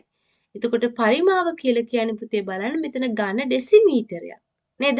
පරිමාව ඝන ඩෙසිමීටර 1යි. ඝන ඩෙසිමීටරයකනේ ග්‍රෑම් 90ක් තියෙන්නේ. ඝන ඩෙසිමීටරයට ග්‍රෑම් 90ක් තියෙනවා. එහෙනම් ඝන ඩෙසිමීටර 1ක් තමයි මෙතෙන්දී පරිමාව වෙන්නේ. එහෙනම් මෙතන සාන්ද්‍රණය වෙන්නේ 0.5යි. මවුල් ඝන ඩෙසිමීටරයට මවුල 0.5යි. පිළිතුර අංක 2. හරි අපි යමු ඊළඟ ප්‍රශ්නෙට. 23 ප්‍රශ්නය නෂ්ටික අම්ල වල කාර්යයක් නොවන්නේ පහත කවරක්ද? ඉතින් පුතාලට පුළුවන් මේක විවරණය හදද්දි මම මේ වගේ ප්‍රශ්න වලට ලොකු වෙලාවක් වැය කරන්නේ නැහැ. පුතාලා නෂ්ටික අම්ල වල කාර්යයන් ටික වෙන වෙනම ලියන්න. මෙතෙන්දී නෂ්ටික අම්ල වල කාර්යයක් නොවන්නේ පුතේ දේහ උෂ්ණත්වය පවත්වාගෙන යාම. නේද? අනිත් සියල්ලම නෂ්ටික අම්ල වල කාර්යයන් මීට අමතරව තව කාර්යයන් තියෙනවා. අන්න ඒ ටිකත් පුතාලා ලියන්න. හරි ඊට පස්සේ බලන්න උෂ්ණත්වය සෙල්සියස් අංශක 1000 සිට සෙල්සියස් අංශක 1900 පරාසය තුලදී කාබන් මොනොක්සයිඩ් වායුව සහ හීමටයිට් ප්‍රතික්‍රියා කළ විට ලැබෙන අවසාන ඵලය. පුතේ මෙතන තියෙන යකඩ නිස්සාරණය. හරිද? ඔයාලට මම අර හැමතිස්සෙම කියන්නේ මම හයිලයිට් කරලා කියන පොයින්ට්ස් ටිකක් තියෙනවනේ. අන්න එතනින් තව එකක් තමයි මෙන්න මේ යකඩ නිස්සාරණය කියන්නේ.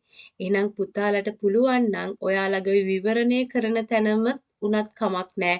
යකඩ නිස්සාරණය ගැන වෙනම නෝට් එකක් හදලා තියාගන්න අනිවාර්යෙන්ම. එතකොට ආයෙ නෝට් එක හදන්න දෙයක් නැහැ. යකඩ නිස්සාරණය ගැන ප්‍රශ්නයක් ආවොත් පුතාලට කරන්න තියෙන්නේ මේ ඒක ආයෙම පාඩම් කරන එක විතරයි. එහෙනම් ඔන්න හොඳට මතක තියාගන්න දැන් ඔයාලා මේ වීඩියෝ එක බලද්දි යකඩ නිස්සාරණය ගැන අනිවාර්යෙන්ම පොඩි කොටසක් හරි හදලා තියාගන්න. මොකද ඒක ගොඩක් වැදගත් යකඩ නිස්සාරණය සම්බන්ධව තියෙන පොයින්ට්ස් ටික. නේද? එතකොට මොනවද ඒකට ඉන්ක්ලූඩ් වෙන්න ඕන? ඔයාලට ගන්න පුළුවන් යකඩ නිස්සාරණයේදී අපි අමුද්‍රව්‍ය ගන්න යපස් වලින්නේ නේද? යපස් වලින්. එතකොට යපස් වල ප්‍රධාන සංඝටකය හීමටයිට්. නේද? එතකොට යකඩ නිස්සාරණයට ගන්න උපකරණේ ධාරා ඌෂ්මකය. එතකොට ධාරා ඌෂ්මකයේ උස මීටර් 60ක් විතර වෙනවා. නේද? එතකොට අමුද්‍රව්‍ය විදිහට එකතු කරන්නේ මොනවද? නේද? අමුද්‍රව්‍ය විදිහට එකතු කරනවා කෝක් ගන්නවා. එතකොට හීමටයිට් ගන්නවා. හුණු ගල නැත්නම් කැල්සියම් කාබනේට් ගන්නවා. එතකොට මෙතන වැදගත් පොයින්ට්ස් තියෙනවා. දැන් අමුද්‍රව්‍ය එකතු කිරීමේදී මේවා සිහින්ව කුඩු කරලා තමයි එකතු කරන්නේ. පාස්ට් පේපර් එක අහලා තියෙනවා එස්සේ පාර්ට් එකේ ඇයි එහෙම කරන්නේ කියලා. සිහින්ව කුඩු කරන්නේ ඇයි කියලා. ඇයි ප්‍රතික්‍රියා ශීඝ්‍රතාව වැඩි කිරීම සඳහා. අන්න ඒ වගේ පොයින්ට්ස් අහනවා පොතේ නැහැ. ඇයි සිහින්ව කුඩු කරලා එකතු කරන්නේ කියලා. පොතේ තියෙන්නේ යකඩ නිස්සාරණයට අදාළව මේ ඔය අමුද්‍රව්‍ය ටික සිහින්ව කුඩු කරලා තමයි එකතු කරන්නේ ධාරා ඌෂ්මකය ඇතුළත කියලා. එහෙනම් එහෙම එකතු කරන්නේ ඔය ප්‍රතික්‍රියා ශීඝ්‍රතාව වැඩි කිරීම සඳහා. නේද? ඊට පස්සේ තව පුතාලගෙන් එතන ඔයාලා හදන ෂෝට් නෝට් එකට ඇතුල් කරන්න පුළුවන් ධාරා උෂ්මකයේ රූප සටහන. නේද? අනිවාර්යෙන් එන්න පුළුවන් ධාරා උෂ්මකයක් දීලා. ඉහළින් අමුද්‍රව්‍ය එකතු කරනවා. එතකොට පහළින් උණුසුම් වායු ධාරා එකතු වෙනවා. නේද? සෙල්සියස් අංශක 650ක් පමණ උණුසුම් වායු ධාරා එකතු වෙනවා. නේද? ඊට පස්සේ තියෙනවා ප්‍රතික්‍රියා ටික. මොනවද මේ යකඩවල මේ යපස්වල තියෙන අපද්‍රව්‍ය කොහොමද ඒ අපද්‍රව්‍ය අයින් වෙන්නේ? නේද? ඇලුමිනා සහ සිලිකා කියන අපද්‍රව්‍ය තියෙනවා. ඒවා අයින් වෙනවා මේ කැල්සියම් සිලිකේට් සහ ඇලුමිනියම් සිලිකේට් හැදිලා.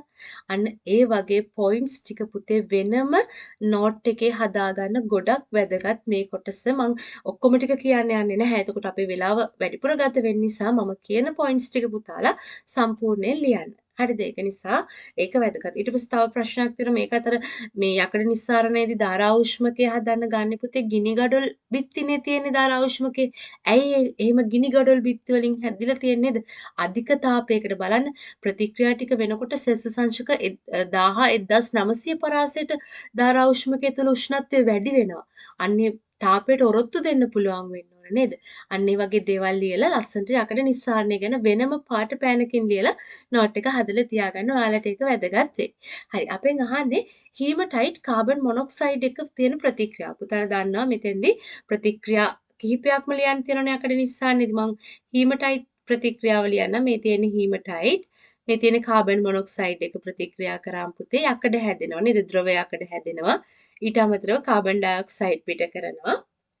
මෙතෙන්දී ප්‍රතික්‍රියාව තුලිත නැහැ පුතේ. තුලිත කරගන්න දැන් යකඩ අණු ප්‍රමාණය දෙකක් තියෙනවා. මෙතන යකඩ ප්‍රමාණය තුලිත කරගන්න පුළුවන්. හරිද? ඊට පස්සේ අපිට පුළුවන් කාබන් ප්‍රමාණය සහ ඔක්සිජන් ප්‍රමාණය තුලිත කරන්න. අපිට පහසුවෙන්ම ඔක්සිජන් ප්‍රමාණය තුලිත කරගන්න පුළුවන්. දැන් මෙතෙන්ට ඔක්සිජන් 3ක් දැම්මොත් මේ පැත්තේ ඔක්සිජන් ප්‍රමාණය 3යි 3යි 6ක් වෙනවා. ඒතර මෙතන තියෙන ඔක්සිජන් 2යිනේ. ඒතර ඔක්සිජන් ප්‍රමාණය 6ක් කරගන්න මෙයා 3ෙන් ගුණ කරාම හරි. 3 වරක් 2 6ක් වෙනවා නේද? ඒතර කාබන් ප්‍රමාණයත් කොහොමත්ම 3ක් වෙලා තියෙන්නේ. ඒ නිසා ප්‍රශ්නයක් නැහැ. ඒතර අමුද්‍රව්‍ය විදිහට හැදෙන්නේ පුතේ ද්‍රව යකඩ සහ කාබන් ඩයොක්සයිඩ්. පිළිතුර අංක 1. ඊළඟට මිනිසාගේ ශුද්‍රාන්තයේ පිහිටි අංගුලිකාවල ඇති රුධිර කේශනාලිකා මගින් අවශෝෂණය කර නොගන්නේ පහත සඳහන් කුමන ජීර්ණයේ අන්තඵලයද? හරි. මෙතන තියෙන පුතේ පද්ධති පාඩම. පද්ධති පාඩම කියලා කියන්නේ ඔයාලට දෙක කොටසේ එසේ කොටසේ තියෙන ලොකු ප්‍රමාණයක් ගන්න තියෙන ප්‍රශ්නයක්. ඒ නිසා ඒ පාඩමත් අනිවාර්යෙන්ම හොඳින් අධ්‍යයනය කරන්න. පුතේ ඔයාලා දන්නවා ආහාර ජීර්ණය අවසන් වෙලා ආහාර ජීර්ණයේ අන්තඵල අවශෝෂණය කරගන්නේ ප්‍රධාන වශයෙන්ම ශුද්‍රාන්තයේදී නේද? ශුද්‍රාන්තයේදී ආහාර ජීර්ණයේ අන්තඵල අවශෝෂණය කර ගැනීම සම්බන්ධ රූප සටහනක් තියෙනවා. ඔන්න ඔය රූප සටහන අනිවාර්යෙන්ම බලා ගන්න එන්න පුළුවන් එසේ පේපර් එකට. නේද? එසේ පේපර් එකට ඒ රූප සටහන දීලා ප්‍රශ්න අහන්න පුළුවන්. අංගුලිකාවක හරස් කඩක් තියෙනවා. මේ අන්න ඒක නිසා පුතේ මේ අනිවාර්යෙන්ම ඒ කොටස හොඳින් අධ්‍යයනය කරන්න. මොකද ඒ කොටස එසේ පේපර් එකට එන්න පුළුවන් නිසා. හරි. අපි බලමු මොනවද රුධිර කේශන නාලිකාව වලට මේ අවශෝෂණය කරගන්නේ කියලා. හරිද? දැන් ඔයාලගේ ওই ප්‍රශ්නෙට පිළිතුරු ලියද්දී විවරණයේ විදියට ඔයාලගේ පොතේ තියෙනවා 11 ශ්‍රේණියේ මේ ශුද්‍රාන්තයේ තියෙන අංගුලිකාවක ව්‍යුහය. අනේ අංගුලිකාවක ව්‍යුහය ඇඳලා කොටස් නම් කරනවා නම් වඩා හොඳයි. මෙතෙන්දි පුතේ රුධිර කේශනාලිකා වලට අවශෝෂණය වෙන දේවල් තියෙනවා. ඒ කියන්නේ ජීර්ණ අන්තඵල වෙලා ජීර්ණයේ අවසන් වෙලා අන්තඵල හැදිලා මෙන්න මේ රුධිර කේශනාලිකා වලට අවශෝෂණය කරගන්න දේවල් අපිට ගන්න පුළුවන්. ඇමයිනෝ අම්ල ගන්න පුළුවන්. විටමින් ගන්න පුළුවන්. එතකොට ಖನಿಜ ලවණ ගන්න පුළුවන්. ඊට අමතරව අපිට මොනොසැකරයිඩ් ගන්න පුළුවන්. නේද? අමයිනෝ අම්ල, විටමින්, ಖನಿಜ ලවණ, මොනොසැකරයිඩ්. මොනොසැකරයිඩ් විදිහට පුතාලා දන්නවා ග්ලූකෝස් තියෙනවා, ෆ්‍රොක්ටෝස් තියෙනවා සහ ගැලැක්ටෝස් තියෙනවා. නේද? අන්න ඒ දේවල් තමයි රුධිර කේශනාලිකා වලට අවශෝෂණය වෙන්නේ. එතකොට මෙතනින් ඇමයිනෝ අම්ල, ගැලැක්ටෝස් කියන්නේ මොනොසැකරයිඩයක්, ෆ්‍රොක්ටෝස් කියන්නේ මොනොසැකරයිඩයක්. ඒ තුන්දෙනාම අවශෝෂණය කරගන්නවා රුධිර කේශනාලිකා වලට. ග්ලිසරෝල් තමයි රුධිර කේශනාලිකා වලට අවශෝෂණය කරගන්නේ නැත්තේ. හොඳට මතක තියාගන්න, හයිලයිට් කරලා ලියාගන්න. මේද අම්ල සහ ග්ලිසරෝල් පුතේ පයෝලස නාලිකාවට තමයි අවශෝෂණය කරගන්නේ. පයෝලස නාලිකාව කියන්නේ වසා වාහිනියක්. මෙන්න මේ පයෝලස නාලිකාවට පයෝලස නාලිකාව හරිද? පයෝලස නාලිකාවට තමයි මේද අම්ල සහ ග්ලිසරෝල් අවශෝෂණය කරගන්නේ. අන්න ඒක මතක තියාගන්න. එහෙනම් පිළිතුර අංක 2. ඊළඟට මිනිස් මොළයේ අනුමස්තිෂ්කයේ කෘත්‍ය වන්නේ කුමක්ද? පුතේ මෙතෙන්දිත් ඔයාලට දැන් බලන්න මේ ප්‍රශ්න දෙකම පද්ධති පාඩමෙන් අහලා තියෙන්නේ. පුතාලට පුළුවන් මෙතෙන්දි පොඩි ෂෝට් නෝට් එකක් හදාගන්න මේ කොටසට විවරණය කරද්දී දැන් මධ්‍ය ස්නායු පද්ධතිය යටතේ තියෙනව නේද? මොළය සහ සුෂුම්නාව ගැන ඉගෙන ගන්න නේද? දැන් එතෙන්දි පුතාලා මෙතන ප්‍රශ්නේ අහලා තියෙන්නේ අනුමස්තිෂ්කය ගැන නිසා අනුමස්තිෂ්කයේ මොළයේ කොටසක් නිසා අපිට පුළුවන් මොළය ගත්තන් පස්සේ මස්තිෂ්කය අනුමස්තිෂ්කයේ සුෂුම්නා ශීර්ෂකය කියලා ප්‍රධාන කොටස් තුනක් තියෙනවනේ. අන්න පුතාලාට එහෙනම් පුළුවන් මස්තිෂ්කයේ අනුමස්තිෂ්කයේ සහ සුෂුම්නා ශීර්ෂකයේ කාර්යයන් ටික වෙනම පෙළගස්වන්න මෙන්න මේ ප්‍රශ්නෙට. නේද? මස්තිෂ්කයේ කාර්යයන් ටිකක් තියෙනවා අනුමස්තිෂ්කයේ කාර්යයන් ටිකක් තියෙනවා සුෂුම්නා ශීර්ෂකයේ කාර්යයන් ටිකක් නැත්නම් කෘත්‍යයන් ටිකක් තියෙනවා. අන්න ඒ ටික වෙනම ඔයාලට පෙළගස්සන්න පුළුවන් මේක විවරණයට. එහෙමනොත් ඒ විදියට විවරණය හදාගන්න ඒක ගොඩක් වැදගත් වෙයි. මෙතෙන්දී අපෙන් අහන්නේ අනුමස්තිෂ්කයේ කෘත්‍ය පිළිතුරාංක 1 දේහ සමතුලිතතාවය පවත්වා ගැනීම. හරිද? හරි. ඊට පස්සේ බලමු අපි ඊළඟ ප්‍රශ්නය. ස්කන්ධය කිලෝග්‍රෑම් 1.3ක් වන හංසයකු පොකුණක නිශ්චල ජලය මත සිටින අවස්ථාවේ රූපයක් දැක්වේ. හංසයා මත ජලය මගින් ඇති කරන උඩුකුරු තෙරපුම කොපමණද? හරි.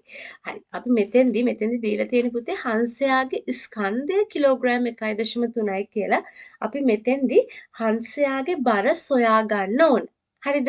දැන් 1.3යි නම් පුතාලා දන්නවා බර හොයාගන්න විදිය. බර සමානයි mg. නේද? බර සමානයි mg. එහෙනම් අපිට හංසයාගේ බර හොයන්න පුළුවන්. mg කියලා කියන්නේ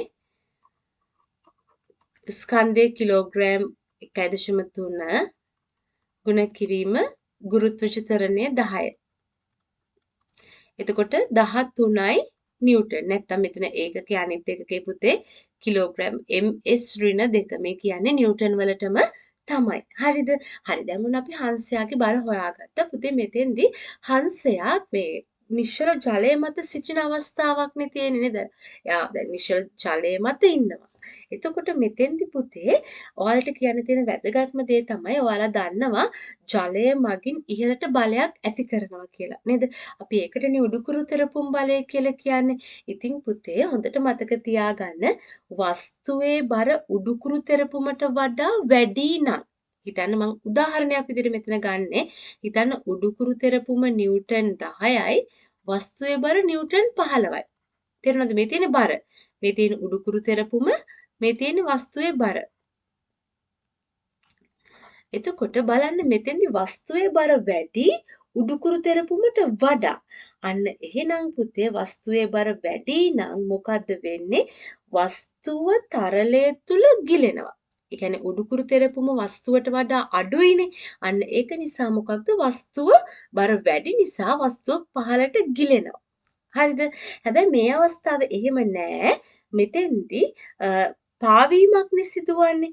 අන්න එහෙනම් මතක තියාගන්න පුතේ මෙතෙන්දි වස්තුවේ බරයි උඩුකුරු තෙරපුමයි සමාන අවස්ථාවක් තියෙන්නේ. නේද? බර වැඩි නම් පහළට ගිලෙන්න ඕන. අන්න ඒක නිසා මෙතෙන්දි වස්තුවේ බරයි උඩුකුරු තෙරපුමයි සමානයි අපිට. ඒක නිසා තමයි මේ හංසය ජලය මත පාවෙන්නේ. එහෙනම් මෙතෙන්දි පිළිතුරාංක 4 තමයි ගන්න වෙන්නේ. මොකද වස්තුවේ බර නිව්ටන් 13 නිසා. හරි. ඊට පස්සේ බලන්න පහත සඳහන් රසායනික ප්‍රතික්‍රියාව සලකන්න X මූලද්‍රව්‍ය පහත කවරක් විය හැකිද? මෙතෙන්දි පුතේ තියෙන්නේ ඒක විස්ථාපන ප්‍රතික්‍රියාවක්. එක් ලෝහයක් මගින් තව මේ ලෝහයක ලවණයක තියෙන ලෝහය විස්ථාපනය කරනවා. මෙන්න මේ පොයින්ට් එක හොඳට මතක තියාගන්න. මම උදාහරණයක් අරගෙන ලියලා පෙන්නන්නම් පුතාලට. මේ බලන්න මම මෙන්න මෙහිම ලියන්න පුළුවන් මට. ඔන්න සිංක් කියන ලෝහය තියෙනවා.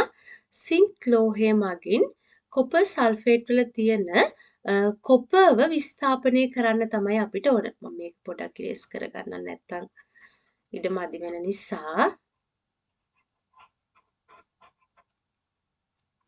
බලන්න. එතකොට පුතේ මොකක්ද වෙන්නේ මේ වගේ අවස්ථාවකදී? සිංක් සල්ෆේට් හැදෙනවා, කොපර් විස්ථාපනය වෙනවා. තේරුණාද? මේක ඒක විස්ථාපන ප්‍රතික්‍රියාවක්. මම මෙහෙම ප්‍රතික්‍රියාවක් දුන්නොත් මම ඔයාලට නිතර මේක ලබා දෙන ප්‍රතික්‍රියාවක් සිංක් සල්ෆේට්. සමහර දරුවෝ මේක ලියනවා කොපර් සල්ෆේට් හැදිලා සිංක් විස්ථාපනය වෙනවා කියලා. අන්න පුතේ ඔයාලා හොඳට මතක තියාගන්න කිසිම අවස්ථාවක සක්‍රියතාව අඩු ලෝහයකට බැහැ සක්‍රියතාව වැඩි ලෝහයක් විස්ථාපනය කරන්න. සක්‍රියතාව අඩු ලෝහයකින් සක්‍රියතාව වැඩි ලෝහයක් විස්ථාපනය කරන්න බැහැ. හැමතිස්සෙම වඩා සක්‍රිය ලෝහයකින් තමයි සක්‍රියතාව අඩු ලෝහයක් විස්ථාපනය කරන්න පුළුවන්. ඉතින් ඔයාලට මේකට සක්‍රියතා ශ්‍රේණිය පොඩ්ඩක් පුළුවන් වෙන්න ඕන. මම කලිනුත් ලිව්ව නිසා ආයෙම ලියන්නේ නැහැ. හොඳට බලන්න. සිංක් කියන කෙනා සක්‍රියතාව වැඩි කොපර්ට වඩා. අන්න ඒක නිසා සිංක් කියන කෙනාගේ පුතේ සක්‍රියතාව වැඩි. අන්න ඒක නිසා මෙයා සක්‍රියතාව වැඩි කෙනෙක්. කොපර් කියන්නේ සක්‍රියතාව අඩු ලෝහයක්. හරිද? කොපර් කියන්නේ සක්‍රියතාව අඩු ලෝහයක්. සිංක් වල සක්‍රියතාව වැඩි. හරිද? අන්න වැඩි සක්‍රියතාවක් තියෙන කෙනාට අඩු සක්‍රියතාවක් තියෙන කෙනා විස්ථාපනය කරන්න පුළුවන්. හැබැයි මෙතෙන්දී කොපර් වල සක්‍රියතාව අඩුයි සිංක් වල සක්‍රියතාව වැඩි.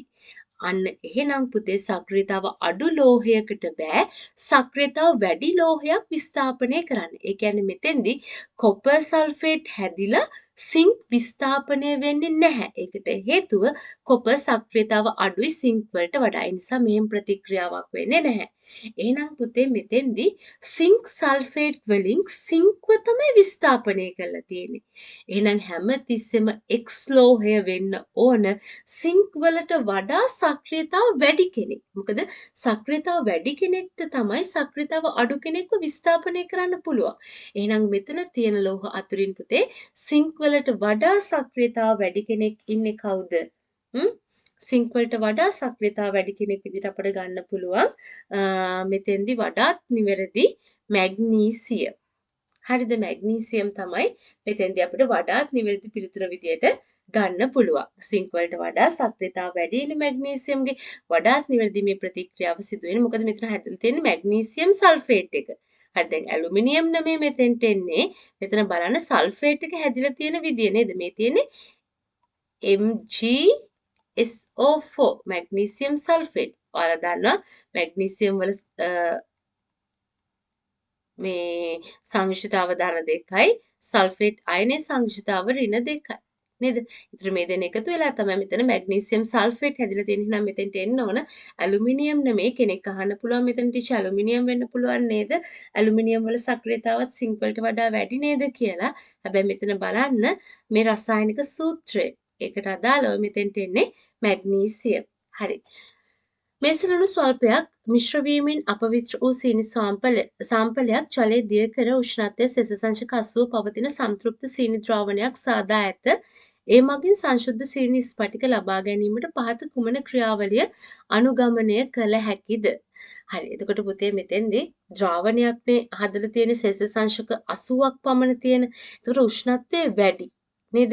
එතකොට මේ සීනි ද්‍රාවණය මේ ස්ඵටික විදියට ලබා ගන්න නම් මේකේ උෂ්ණත්වය අඩු කරන්න ඕනේ නැත්නම් සිසිල් වෙන්න දෙන්න ඕන. හරිද? එහෙනම් සංශුද්ධ ස්ඵටික ලබා ගැනීම සඳහා අපි කරන්න ඕන පුතේ සිසිල් කිරීම. බලන්න ඊළඟ එක පහත දී ඇති A B C අවස්ථා සලකන්න කියලා කියනවා. අවස්ථා 3ක් දීලා තියෙනවා. වවුලකු රාත්‍රී කාලයේදී හර්ට්ස් 21000ක අතිධ්වනි තරංගයක් නිකුත් කරමින් ප්‍රියාසර කරයි. ඩොල්ෆිනයෙකු ඉන්නවා. ඩොල්ෆිනයෙකු සාගරය තුල හර්ට්ස් 21000ක අතිධ්වනි තරංගයක් නිකුත් කරමින් ගොදුරු සෙවීම සිදු කරනවා. එතකොට හාවකු හර්ට්ස් 21000ක් හරිද අතිධ්වනි තරංගයක් නිකුත් කරමින් කැලෑවේ ගමන් කරයි. හරිද? එතකොට පුතේ මෙතෙන්දී අපි බලන්න ඕන පුතේ මෙතන ඩොල්ෆින් කියන්නේ ශිරපායි කෙනෙක්. මට මත්ස්‍යයෙක් කියලා කියුණා. මෙතන ඩොල්ෆින් කියන්නේ ශිරපායි කෙනෙක්. හරිද? ඒක පොඩ්ඩක් මතක තියාගන්න. හරි. දැන් මෙතෙන්දී අපි කොහොමද මේ ධ්වනි තරංගවල වේග හොයන්නේ? මොකද හර්ට්ස් ප්‍රමාණය එක සමානයි. පුතාලා දන්නවා ධ්වනියේ වේගය ධ්වනිය මේ සම්ප්‍රේෂණය සඳහා මාධ්‍යයක් ඕනනේ පුතේ නේද? එතකොට අපි දන්නවා ඝන ද්‍රව වායු කියලා මාධ්‍ය තුනක් තියෙනවා. එතකොට පුතේ ඔයාලා දන්නවා ධ්වනියේ සම්ප්‍රේෂණ වේගයේ වැඩිම ඝන මාධ්‍ය තුල. නේද? ඊළඟට ද්‍රව මාධ්‍ය. අඩුම වෙන්නේ වායු මාධ්‍ය නේද? 330ක් වගේ තියෙන්නේ. එහෙනම් පුතේ අපි දැන් බලමු මේ තියෙන මාධ්‍ය අතරින් බලන්න වවුලකු රාත්‍රී කාලයේදී ගමන් කරන්නේ කොහෙද පුතේ? වායු මාධ්‍යේනේ වාතයේනේ ගමන් කරන්නේ. නම් මෙතන තියෙන්නේ වායු මාධ්‍ය. ඩොල්ෆින් කෙනෙක් ඉන්නේ සාගරය තුල. එතකොට එයා ඉන්නේ ද්‍රව මාධ්‍යයක් තුල. ඊට පස්සේ හාවෙකු ගත්තාන් පස්සේ එයා කැලෑවේ ගමන් කරනවලු හර්ට්ස් 21000ක අතිධ්වනි තරංගයක් නිකුත් කරමින්. එතකොට එයා ඉන්නේ කැලෑවක් තුල කියලා කියන්නේ එතන තියෙන්නේ එයා ගමන් කරන්නේ මොන මාධ්‍යයක් තුලද? වායු මාධ්‍යයක් තුල. එතකොට මෙතෙන්දී අපිට ගන්න පුළුවන් මෙතන තියෙන තුන්දෙනාගෙන් ද්‍රවවල තමයි වැඩිම තියෙන්නේ. ධ්වනිය වේගය වැඩිම. ඊට පස්සේ A සහ C සමාන වෙන්න ඕන. මොකද මේ මාධ්‍ය දෙකම වායු.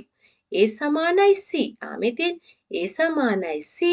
මේ දෙන්නටම වඩා B වැඩි. මොකද B කියන්නේ ද්‍රව මාධ්‍යයක්. හරිද? දැන් මොනවා හරි මෙතන ඝන මාධ්‍යයක් තිබ්බනම් එතකොට ඒක තමයි වැඩිම.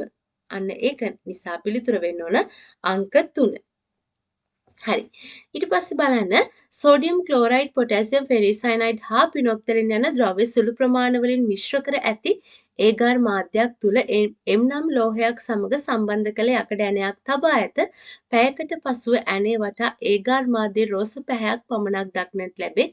M විය හැක්කේ. හරි. පුතේ මෙන්න මේකත් මම ගොඩක් වැදගත් කියලා හයිලයිට්ස් කරන ක්‍රියාකාරකමක්. මේ ක්‍රියාකාරකම තියෙන්නේ පුතේ 11 ශ්‍රේණියේ දෙක කොටස 107 පිටුව. ක්‍රියාකාරකම දෙක කොටස් මේ ක්‍රියාකාරකමක් මේක 11 ශ්‍රේණියේ දෙක කොටස 107 පිටුව. හරිද පුතේ මේක අර මම යකඩ නිස්සාරණේ වගේම ඔයාලට හයිලයිට් කරලා ලියන්න කියන කොටසක්. මොකද මේකෙන් MCQ එකක් හරි ස්ට්‍රක්චර් පේපර් එකේ හරි එසේ පේපර් එකේ හරි ප්‍රශ්නයක් එන්න පුළුවන් නිසා. හරිද? ඒක නිසා අනිවාර්යෙන්ම මෙන්න මේ දෙක කොටස 11 ශ්‍රේණිය 107 පිටුවේ තියෙන මේ ක්‍රියාකාරකම් පුතාලා ලියලා ඒක අනිවාර්යෙන්ම පාඩම් කරන්න.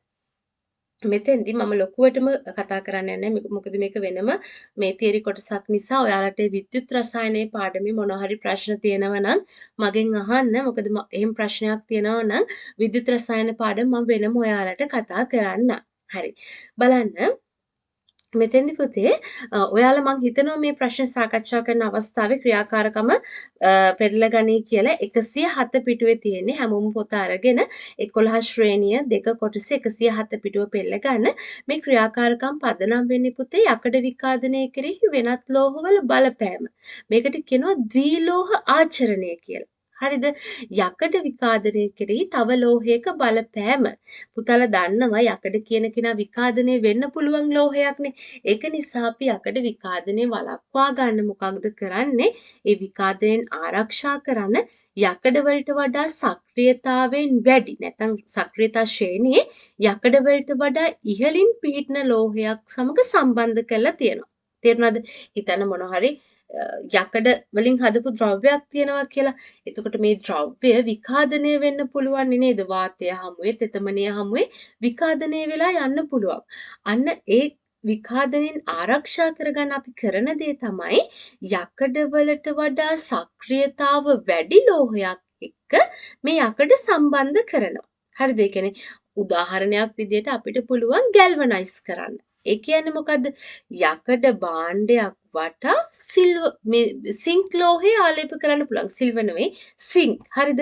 යකඩ වටා සිංක් ලෝහය ආලේප කරන්න පුළුවන්. එතකොට සිංක් කියලා කියන්නේ යකඩ වලට වඩා සක්‍රියතාව වැඩි කෙනෙක්. අන්න එතකොට සාමාන්‍යයෙන් ඔය සමහර බාල්දිවල සමහර කම්බි වර්ගවල නේද? එතකොට සෙවිලි තහඩුවල වගේ දේවල් යකඩ වලින් හදලා එයාගේ වටේට සිංක් ලෝහය මේ ආලේප කරනවා. එතකොට යකඩ විකාදනය වීම වළක්වනවා පුතේ. එහෙනම් මෙතෙන්දි මේ ක්‍රියාකාරකමේ බලන්න පුතේ රූප සටහන් පහක් තියෙනවා. මම ලොකුවටම කතා කරන්න යන්නේ නැහැ. මෙතෙන්දි බලන්න 2 3 කියන මේ මෙතන තියෙන යකඩ ඇණයක් අරගෙන තියෙන පුතේ පිරිසිදු කරපු යකඩ ඇණයක් 2 සහ 3 අවස්ථාවල පුතේ මැග්නීසියම් සහ සිංක් අරගෙන තියෙන ලෝහ පටි විදියද බලන්න පුතේ රෝස පාට වෙලා තියෙන්නේ යකඩ ඇණය අසල නේද යකඩ ඇණය අසල තමයි රෝස පාට වෙලා තියෙන්නේ මෙතෙන්දි 4 සහ 5 අපි ගත්ත ලෝහ පටි වල ඒ කියන්නේ කොපර් සහ ලෙඩ් කියන ලෝහ පටි අසල තමයි මේ රෝස පාට වෙලා තියෙන්නේ පුතේ මතක තියාගන්න මෙතෙන්දි වැදගත් දෙයක් තමයි මෙතෙන්දි මේ ක්‍රියාකාරකම ඔයාලා හොඳට අධ්‍යයනය කරන්න OH අයන කියන එක එක් අවස්ථාවකදී ඇති වෙනවා. හරිද? මෙතෙන්දි OH අයන ඇති වෙනවා ජලය මගින් OH අයන ඇති වෙනවා. හරිද? OH අයන කියලා කියන්නේ භාෂ්මික මාධ්‍යයක්නේ. එතකොට භාෂ්මික මාධ්‍යයේදී තමයි පිනෝප්තලින් කියන කෙනා රෝස පැහැයට හැරෙන්නේ. හරිද? එතකොට මෙතෙන්දි පිනෝප්තලින් දර්ශකයේ OH අයන තියෙනකොට තමයි රෝස පාට වෙන්නේ. එතකොට පුතේ රෝස පාට හැදෙන්නේ හැමතිස්සෙම මතක තියාගන්න සක්‍රියතාව අඩු කෙනා ගැන. අඩු කෙනා ළඟ තමයි රෝස පාට හැදෙන්නේ. දැන් බලන්න දැන් දෙවෙනි රූප සටහන ගත්තම යකඩ සහ මැග්නීසියම් දෙන්න ඉන්නවා. ඒතර එතනින් සක්‍රියතාව අඩු වෙන්නේ යකඩවල. නේද? අන්නේ සක්‍රියතාව අඩු කෙනා ළඟ තමයි මොකක්ද වෙන්නේ? අපි කියනවා මේකද මේ කැතෝඩ් ප්‍රතික්‍රියාව කියලා. මේක සමහර දරුවෝ තාම ඉගෙනගෙන නැතුව ඇති. ඒක නිසා මම මේකෙදි ලොකුවට කියන්න යන්නේ නැහැ. මොකද තියරි කොටස් ඉගෙන ගත්තට පස්සේ ඔයාලා මේ ප්‍රශ්න හොඳින් අධ්‍යයනය කරන්න. මෙතෙන්දී අපි කියනවා පුතේ කැතෝඩ් ප්‍රතික්‍රියාව කියලා. මේ සක්‍රියතාව අඩු ලෝහය ළඟ වෙන්නේ කැතෝඩ් ප්‍රතික්‍රියාව. එතකොට කැතෝඩ් ප්‍රතික්‍රියාව වෙලා තමයි OH අයන හැදෙන්නේ. හරිද? එහෙනම් මෙතෙන්දි සක්‍රියතාව අඩු කෙනා ළඟ දැන් 2 සහ 3 රූපවල සක්‍රියතාව අඩු යකඩවල. එහෙනම් එතෙන්දි තමයි කැතෝඩ් ප්‍රතික්‍රියාව වෙලා OH අයන හැදෙන්නේ. OH අයන හැදෙන තැන තමයි පිනෝප්තලින් කියන කෙනා රෝස පාට වර්ණය දෙන්නේ. හරිද? දැන් අනිත් 4 සහ 5 ගත්තන් පස්සේ ඒ දෙන්නගේ කොපර් සහ ලෙඩ් තහඩු අසල තමයි රෝස පාට වෙලා තියෙන්නේ. හරිනේ පුතේ. එතකොට යකඩ වලට වඩා ඒ දෙනම සක්‍රියතාව අඩුයිනේ. සක්‍රියතාව අඩු කෙනා තමයි කැතෝඩ් ප්‍රතික්‍රියාව වෙන්නේ. කැතෝඩ් ප්‍රතික්‍රියාව වුණා කියලා කියන්නේ OH අයන හැදුනා කියන එක. OH අයන තියෙන තැන තමයි පිනෝප්තලින් රෝස පාට වෙන්නේ. එහෙනම් මෙතෙන්දී අපෙන් අහන්නේ M කියලා ලෝහයක් සමග යකඩ ඇණයක් සම්බන්ධ කරලා තියෙනවා. පැයකට පසු ඇණය වටා තමයි රෝස පාට තියෙන්නේ. ඇණය වටා රෝස පාට තියෙනවා කියලා කියන්නේ ඇණේ සක්‍රියතාව අඩුයි. අන්න ඒක හොඳට මතක තියාගන්න. ඇණේ සක්‍රියතාව අඩුයි. ඒ කියන්නේ යකඩවල සක්‍රියතාව අඩුයි. එහෙනම් අනිත් කෙනා අනිවාර්යයෙන්ම ඊට වඩා සක්‍රියතාව වැඩි කෙනෙක් වෙන්න ඕන. එහෙනම් මෙතෙන්දි පුතේ යකඩ වලට වඩා සක්‍රියතාව වැඩි කෙනෙක් ඉන්නේ කවුද? ඇලුමිනියම් තමයි යකඩ වලට වඩා සක්‍රියතාව වැඩි කෙනෙක් ඉන්නේ. මේ අනිත් 3 දෙනාම යකඩ වලට වඩා සක්‍රියතාව අඩු කට්ටිය. හරිද? එහෙනම් පිළිතුර වෙන්න ඕන අංක 4. පහත සඳහන් ලක්ෂණ සලකන්න. නෂ්ටිය සෛල ප්ලාස්මී පර්යන්තයේ පිහිටයි විශාල මධ්‍ය රික්තකයක් සහිත ගෝලාකාර සෛල පිහිටනවා. අන්ත සෛලීය අවකාශ නොපිහිටයි. මෙතෙන්දී අපෙන් අහනවා මෘදු ස්තරයේ ලක්ෂණ වෙන්නේ මොනවද කියලා. මෘදු ස්තරයේ ලක්ෂණ A හා B මේක තියරි කොටසක්. ඉතින් පුතාලට මේකේ විවරණය හොඳට හදන්න පුළුවන් නේද? ඔයාලා දන්නවා අපි කලින් අපෙන් අහලා තිබ්බේ මේ 2016 සත්ව පටක ගැන නේද? දැන් මෙතන ශාක පටක ගැන. පුතාලා පොඩි chart එකක් හදන්න පුළුවන් නේද? ශාක පටක ප්‍රධාන කොටස් දෙකයි. නේද? විභාජක පටක කියලා තියෙනවා, ස්ථිර පටක කියලා තියෙනවා. විභාජක පටකයක් කියන්නේ මොකක්ද? විභාජක පටකේ ලක්ෂණ මොනවද? ස්ථිර පටකයක් කියන්නේ මොකක්ද? ස්ථිර පටක ආය ප්‍රධාන කොටස් දෙකකට බෙදෙනවා. සරල ස්ථිර පටක, සංකීර්ණ ස්ථිර පටක. සරල ස්ථිර පටක ආයම කොටස් තුනකට බෙදෙනවා. නේද? මෘදු ස්ථිර, දෘಢ ස්ථිර, ස්ථූල කෝණාස්තර. එතකොට සංකීර්ණ ස්ථිර පටක ආය කොටස් දෙකයි. ශෛලම සහ ප්ලෝයම. අන්න අපිට පුළුවන් පුතේ මෙන්න මේ chart එක හදලා මේ වගේ ලක්ෂණ ටික මෙතනින් ලියන්න. තේරුණාද?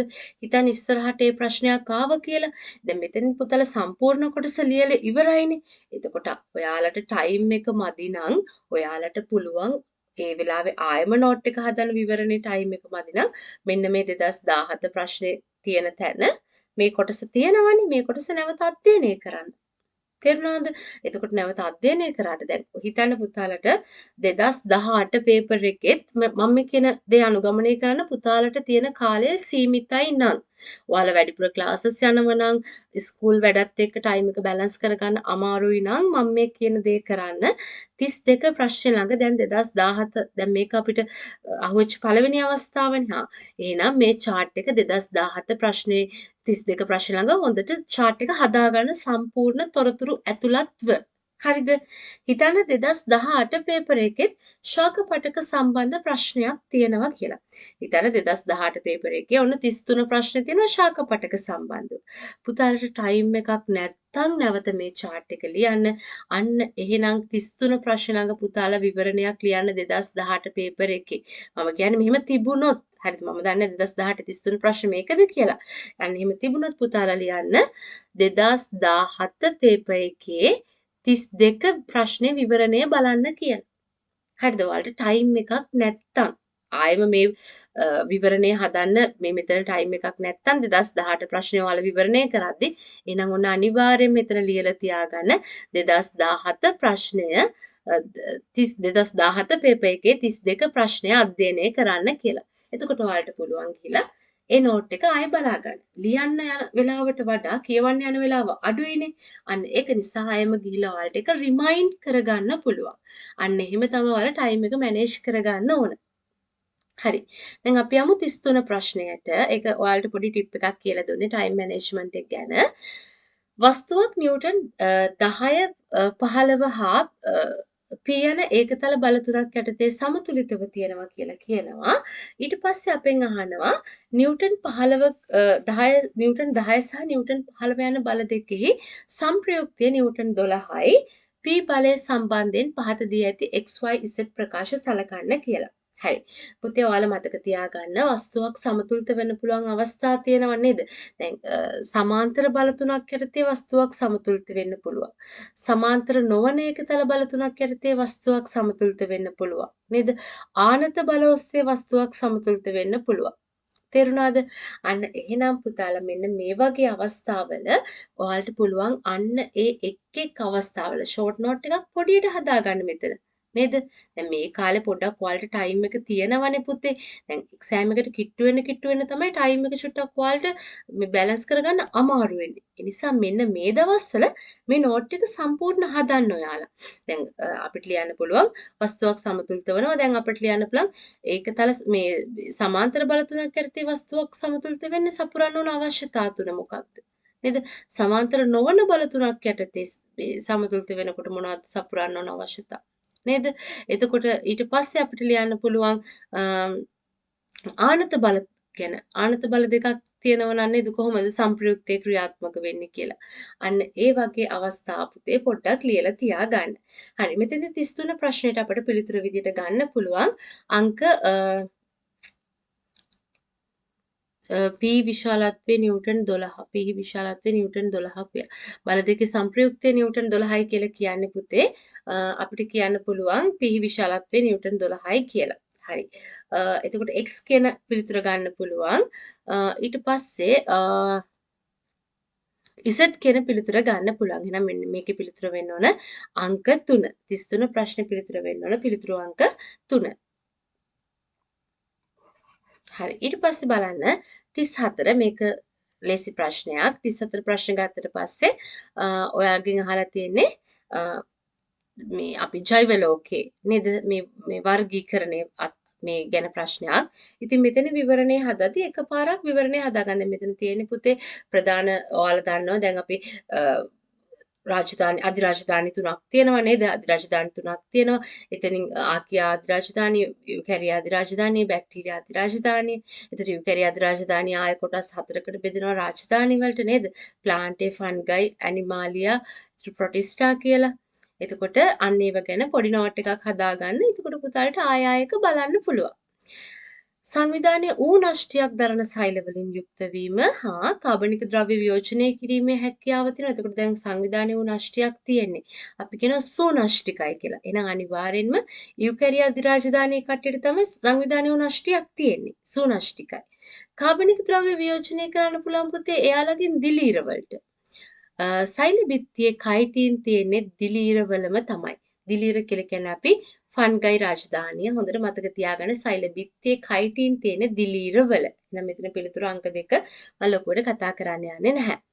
හරි 35 ප්‍රශ්නයේ පුතේ 35 ප්‍රශ්නේ මෙතෙන්දී ඔයාලට ඒ අවුරුද්දේ ඕල් දීලා තියෙනවා හැමෝටම මේකට ලකුණක් දීලා තියෙනවා. ඒ නිසා මම මේක සාකච්ඡා කරන්න යන්නේ නැහැ. හරි. ඊට පස්සේ බලන්න ස්කන්ධයේ කිලෝග්‍රෑම් 4ක් වන ළමයෙක් ගොඩනැගිල්ලක පළමු මහලේ සිට මීටර 9ක උසින් පිහිටි 3 වන මහල දක්වා පඩිපෙළක් දිගේ ගමන් කරයි.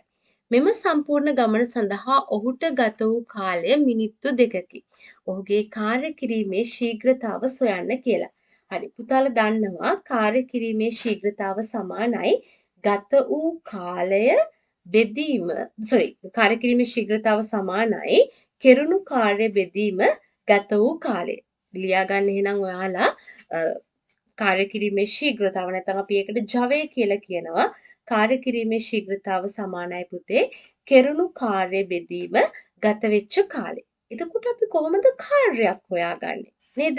කාර්යය කියන එක හොයන්න ඕන අපි වෙනම. දැන් මෙතෙන්දී අපිට කාර්ය දීලා නැහැනේ පුතේ. අන්න ඒක නිසා අපිට මොකක්ද කරන්න වෙන්නේ? කාර්ය වෙනම සොයා ගන්න වෙනවා. හැබැයි මෙතෙන්දී තව වැදගත් දෙයක් තියෙනවා. මෙතන දීලා තියෙන පුතේ ළමයාගේ ස්කන්ධය.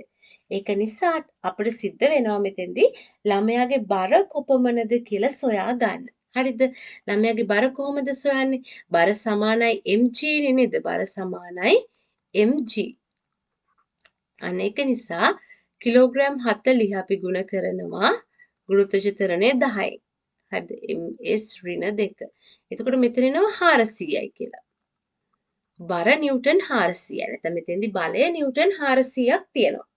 එතකොට බලන්න මෙතෙන්දී කෙරුණු කාර්ය හොයාගන්න අපිට 400 ගුණ කරන්න වෙනවා 9. නේද? බලය ගුණ කිරීම දැන් මෙතන ගමන් කරපු දුර මීටර 9යිනේ. අන්න ඒක නිසා 409න් ගුණ කරලා කෙරුණු කාර්ය හොයාගන්න ඕන. ඊට පස්සේ අන්නේ කෙරුණු කාර්ය ගත වෙච්ච කාලයෙන් බෙදලා කාර්ය කිරීමේ ශීඝ්‍රතාව හොයා ගන්න ඕන. එහෙනම් මෙතෙන්දි මම එකපාරම කාර්ය කිරීමේ ශීඝ්‍රතාව හේවත් ජවය කියන එක හොයන්නම් පුතේ. 400 ගුණ කරන්න ඕන 9න් මේකෙන් හොයාගන්න අපි කෙරුණු කාර්ය ගත වෙච්ච කාලය මිනිත්තු 2යි. අපි මිනිත්තු වලින් ආදේශ කරන්නේ නැහැ. හොඳට මතක තියාගන්න. මෙයා තත්පර වලට හරවන්න ඕන තත්පර 120යි. පුතාලා මේ පිළිතුර සුළු කරලා බලන්න. පිළිතුර එනවා 30යි කියලා වොට් වලින්. හරිද? මෙතන කාර්ය පුතේ හොඳට මතක තියාගන්න. කාර්ය කියන එක අපි ජූල් වලින්ම ඉන්නේ.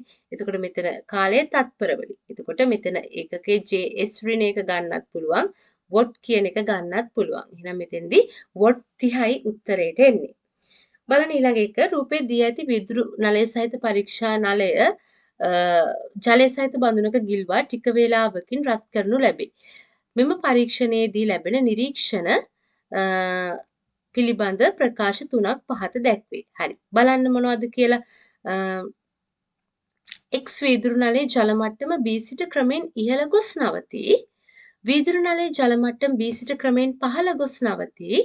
වීදුරු නලයේ ජල මට්ටම B සිට පහළ ගොස් ඉන්පසු එතෙන් සිට ඉහළට ගොස් B මට්ටම පසු කරයි. හරි. ඔන්න පුතේ මතක තියාගන්න මේක තාපයේ සම්බන්ධ ප්‍රශ්නයක්. මම මේ කොටස පොඩ්ඩක් සාකච්ඡා කරා. මගේ තාපයේ සම්බන්ධ පසුගිය විභාග ප්‍රශ්න පත්‍ර තියෙන වීඩියෝ එක. ඒක බලපු නැති කෙනෙක් ඉන්නවා නම් තාපයේ essay part එක සහ structure part එකේ ආපු ප්‍රශ්න ටික මම සියල්ලම සාකච්ඡා කරලා තියෙන්නේ. ඒක බලපු නැති දරුවෝ ගිහිල්ලා වීඩියෝ එක බලන්න.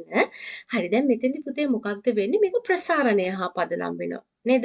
එතකොට පුතේ මෙතෙන්දී අපි සාමාන්‍යයෙන් දැන් අපිට කියනවා මෙන්න මේ වීදුරු නලය මොකක්ද කරනවා කියලා කියන්නේ මේ පරීක්ෂා නලයක් තියෙනවා. මෙන්න මේ වීදුරු නලය සහිත පරීක්ෂා නලය ජලය සහිත බඳුනක ගිල්වනවා. හරිද? ජලය සහිත බඳුනක ගිල්වල තියෙන්නේ. හරිද? දැන් මෙයා ජලය සහිත බඳුනක ගිල්වනවා කියලා කියන්නේ. හරිද? දැන් හිතන්නකෝ මෙතන ජලය සහිත බඳුනක් කියලා මෙතන පොඩ්ඩක් අපිට ජලය සහිත කියනකොට සිසිල් ජලය වගේ කියන වචනයක් තිබ්බනම් හරි කමක් නැහැ. ජලය සහිත බඳුනක ගිල්වල රත් කරනවා කියලා කියනවා. හරිද? ජලය සහිත බඳුනක ගිල්වල රත් කරනවා කියලා කියනවා. රත් කරනකොට මොකක්ද වෙන්නේ පුතේ? රත් කරනකොට මේකේ තාපය වැඩි වෙනවා. රත් කරනකොට මෙන්න මේ ජලයේ තියෙන උෂ්ණත්වය මොකද්ද වෙන්නේ? වැඩි වෙනවා. උෂ්ණත්වය වැඩි වෙනවා කියලා කියන්නේ මොකක්ද? තාපය වැඩි වෙනවා. හරිද? එතකොට මොකක්ද මුලින්ම වෙන්නේ පුතේ? මෙන්න මේ තාපය මෙන්න මේ පරීක්ෂා නලය තුලට ගමන් කරනවා. පරීක්ෂා නලය තුලට තාපය ගමන් කිරීම හේතුවෙන් මොකද්ද වෙන්නේ? පරීක්ෂා නලයේ පොඩි ප්‍රමාණයක් ප්‍රසාරණය වෙනවා. මොකද ලැබෙන තාපය වැඩි වෙනකොට ප්‍රසාරණය වෙනවා. නේද? තාපය අඩුයි නම් තමයි සංකෝචනය වෙන්නේ. අන්න ඒක නිසා මෙතෙන්දී ප්‍රසාරණය වෙන්න පටන් ගන්නවා මුලින්ම පරීක්ෂා නලය. එතකොට ප්‍රසාරණය වෙනවා කියලා කියන්නේ පරිමාව වැඩි වෙනවනේ පුතේ. ඒක නිසා ඉඩක් හැදෙනවා. අන්න ඉඩක් හැදෙන නිසා මෙන්න මේ B මට්ටම දක්වා තියෙන ජලය ටික පහළට එනවා. ඇයි පරීක්ෂා නලයේ ප්‍රසාරණය වීම නිසා ඉඩක් හැදුනා. අන්න ඒක නිසා මොකක්ද වෙන්නේ පුතේ? මෙයා මුලින් මේ පරීක්ෂා නලය මේ පරිමාව වැඩි වෙච්ච නිසා මෙන්න මේ B මට්ටමේ තියෙන ජලය ටික පහළට එනවා. හරිද? ඊට පස්සේ මොකක්ද වෙන්නේ පුතේ?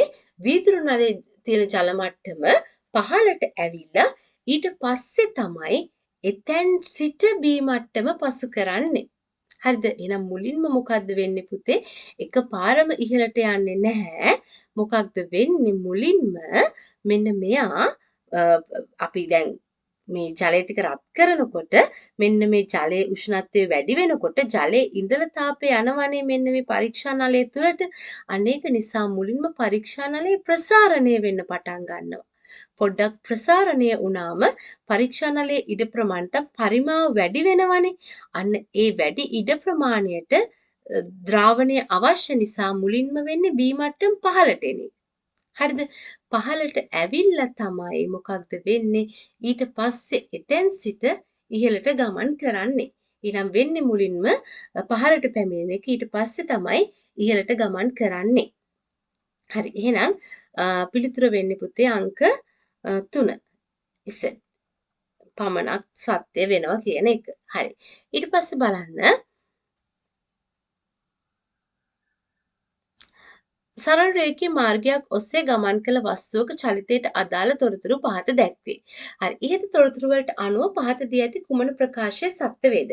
හරි. මෙතන තියෙන්නේ විස්ථාපන කාල ප්‍රස්ථාරයකට අදාළ දත්ත ටිකක්. මේ ප්‍රශ්නේ අපි කතා කරලා තියෙන සරල රේඛීය චලිතයේ පාඩමේ වීඩියෝ එකෙත්. කමක් නෑ ආයෙ චුට්ටක් කතා කරමු. වස්තුව සම්පූර්ණ කාලය තුල ඒකාකාර ප්‍රවේගයෙන් ගමන් කර ඇත.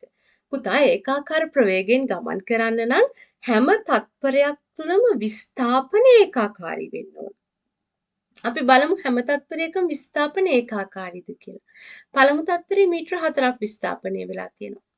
ඊළඟ තත්පරෙත් මීටර 4ක් ඊළඟ තත්පරෙත් මීටර 4ක් විස්ථාපනය වෙලා තියෙනවා.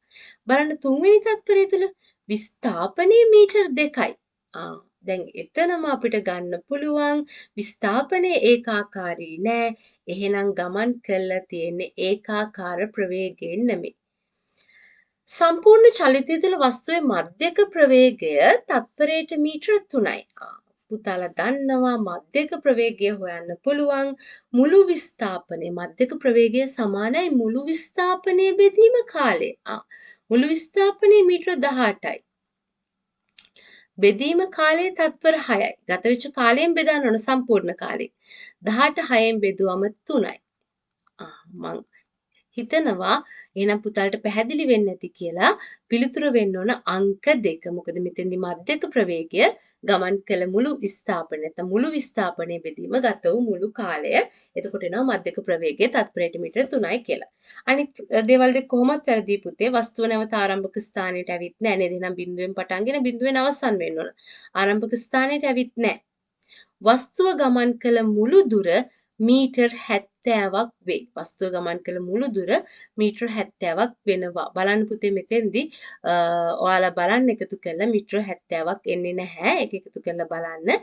මෙතෙන්දී අපිට ගන්න පුළුවන් මෙන්න මේ සම්පූර්ණ චලිතය තුළ වස්තුවේ මධ්‍යක ප්‍රවේගය තත්පරයට මීටර් 3යි කියලා.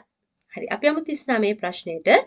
ධාරාවක් රැගෙන යන AB ඍජු සන්නායකයක් චුම්බක ක්ෂේත්‍රයක තබා ඇත. චුම්බක ක්ෂේත්‍රයේ දිශාව සන්නායකය හරහා ධාරාව ගමන් කරන දිශාවට ලම්බ වේ. චුම්බක ක්ෂේත්‍රය වෙනස් කරන්නේ නැතුව AB ධාරාව 2I දක්වා වැඩි කරනවා. අනේ AB ධාරාව වැඩි වෙනවා. ඊළඟ එකේ AB ධාරාව I ලෙසම තියාගෙන චුම්බක ක්ෂේත්‍රයේ ප්‍රබලතාව අඩු කරනවා.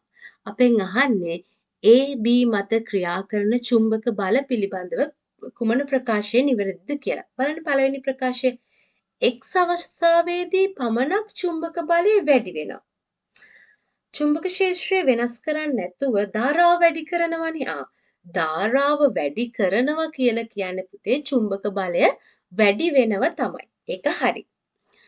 දෙවැනි එකේදී පුතේ චුම්බක ක්ෂේත්‍රයේ ප්‍රබලතාව අඩු කරනවා. චුම්බක ක්ෂේත්‍රයේ ප්‍රබලතාව අඩු කරනකොට මොකද්ද වෙන්න ඕන? අපි අනිත් ඒවාත් එක බලමු. Y අවස්ථාවේදී චුම්බක බලය වැඩි වෙන්නේ නැහැ පුතේ. මොකද හේතුව චුම්බක ක්ෂේත්‍රයේ ප්‍රබලතාව අඩු කරනවනේ. එතකොට චුම්බක බලයත් මොකද්ද වෙන්නේ? අඩු වෙනවා. වැඩි වෙන්නේ නැහැ. එතකොට දෙවෙනි පිළිතුර වැරදි. X හා Y අවස්ථා දෙකේදීම වැඩි වේ කියන්න බෑනේ පුතේ. X අවස්ථාවේදී විතරයි වැඩි වෙන්නේ. මොකද X අවස්ථාවේදී ධාරාව වැඩි කරනවා. ඒක නිසා චුම්බක මේ බලය වැඩි වෙනවා. දෙවෙනි අවස්ථාවේදී වෙන්නේ අඩු වීමක්. හතරවෙනි පිළිතුරත් ගන්න බෑ. අවස්ථා දෙකේම චුම්බක බලය අඩු වේ කියලා තියෙන්නේ වැරදි. X අවස්ථාවේදී පමණක් චුම්බක බලය වැඩි වෙනවා. හරි. අපි බලමු 40 ප්‍රශ්නය. ආහාර සැතපුම අවම කිරීම කාර්යයන් ටිකක් දීලා තියෙනවා. ආහාර සැතපුම අවම කිරීම, ශක්තිය කළමනාකරණය කිරීම, පාරම්පරික දැනුම සහ තාක්ෂණය භාවිතා කිරීම. ශ්‍රී ලංකාවේ තිරසාර සංවර්ධනය උදෙසා වැදගත් කාර්ය. ඉතින් මේක ඔයාලට ටිකක් හිතලා උත්තරයක් ගන්න තියෙන එකක්. මේ තුනමනේ ආහාර සැතපුම අවම කරත් තිරසාර සංවර්ධනයක් වෙනවනේ නේද? එතකොට ශක්තිය කලමන ආහාර සැතපුම කියන්නේ මොකද්ද කියලා අපි 2016 වීඩියෝ එකේ කතා කරලා තියෙන්නේ. මොකද ඒකේ 40 වෙනි ප්‍රශ්නේ අහලා තිබ්බේ ආහාර සැතපුම සම්බන්ධව. ශක්තිය කළමනාකරණය කිරීමත් අනිවාර්යයෙන්ම තිරසාර සංවර්ධනයට මේ වැදගත් නේද? ශක්තිය අපතේ යාම කියන එක තිරසාර සංවර්ධනයේ කොටසක් නෙමෙයි. ශක්තිය කළමනාකරණය තමයි තිරසාර සංවර්ධනයට වැදගත් වෙන්නේ. පාරම්පරික දැනුමත් එකතු කළා තාක්ෂණයත් භාවිතා කිරීම තිරසාර සංවර්ධනයේ උදෙසා වැදගත්. තිරසාර සංවර්ධනය කියලා කියන්නේ මේ තියෙන දේවල් ටික අපි අනාගත පරපුරට ඉතුරු කරනවා කියන එක. අනාගත පරපුරටත් ඉතුරු කරමින් තමයි අපි භාවිතා කරන්නේ. එහෙනම් අපිට ගන්න පුළුවන් පුතේ ABC පිළිතුරු තුනම. හරි. මෙතනින් 2017 පේපර් එකේ විවරණය අවසන් වෙනවා. මම හිතනවා පුතාලට පැහැදිලි වෙන්නේ නැති කියලා මම විවරණය කරපු දේවල්. මොනවා හරි ගැටලුවක් තියෙනවා නම් කමෙන්ට් එකක් දාන්න. පුතේ අනිත් දේ තමයි මට ඔයාලට කියන්න ඕන. ඔයාලා මේ වැඩේ පිළිවෙලටම කරගෙන යන්න. ඒක ඔයාලට ලොකු MCQ මාක් එකකට යන්න වැදගත් වෙනවා. හරිද? අන්න ඒක නිසා දැන් මගේ ළඟට එන දරුවන්ගෙන මම අනිවාර්යෙන් MCQ විවරණේ චෙක් කරනවා. ඒක චෙක් කරලානේ පන්තියට ගන්න අපි. එහෙම නැතුව වීඩියෝ එක බලන දරුවෝ ඉන්නවනේ. අන්න ඒක නිසා පුතාලා අනිවාර්යෙන්ම මේ විවරණය හදාගන්න. තමන් වැඩ කරන තරමට තමයි තමන්ට ප්‍රතිඵලය ලැබෙන්නේ නේද? අනිවාර්යෙන් ඒ රිසල්ට් එකකට යන්න ඒ ප්ලස් එකක් ගන්න පුළුවන් ඔයාලට MCQ 35ට වැඩි ප්‍රමාණයක් ගන්න පුළුවන් නම්. ඉතින් MCQ 35ට වැඩි ප්‍රමාණයක් අරගන්න තමයි අපි මේ විදිහට MCQ විවරණ සකස් කරන්නේ. එහෙනම් මම හිතනවා පුතාලා මේ විදිහටම වැඩ කරයි කියලා. ඉතින් දෙවැනි පේපර් එකෙත් විවරණය මම අවසන් කරා. ඉක්මනින්ම තුන්වෙනි පේපර් එකේ ඒ කියන්නේ 2018 පේපර් එකේ විවරණය ඔයාලට අරගෙන එන්නම්. එතකන් ඔයාලා මේ 2017 විවරණය හදන්න පටන් ගන්න. මම ලබන සතිය වෙද්දිම 2018 විවරණය ඔයාලට ලබා දෙන්න බලාපොරොත්තු වෙනවා. එහෙනම් පුතාලට සුබ දවසක්.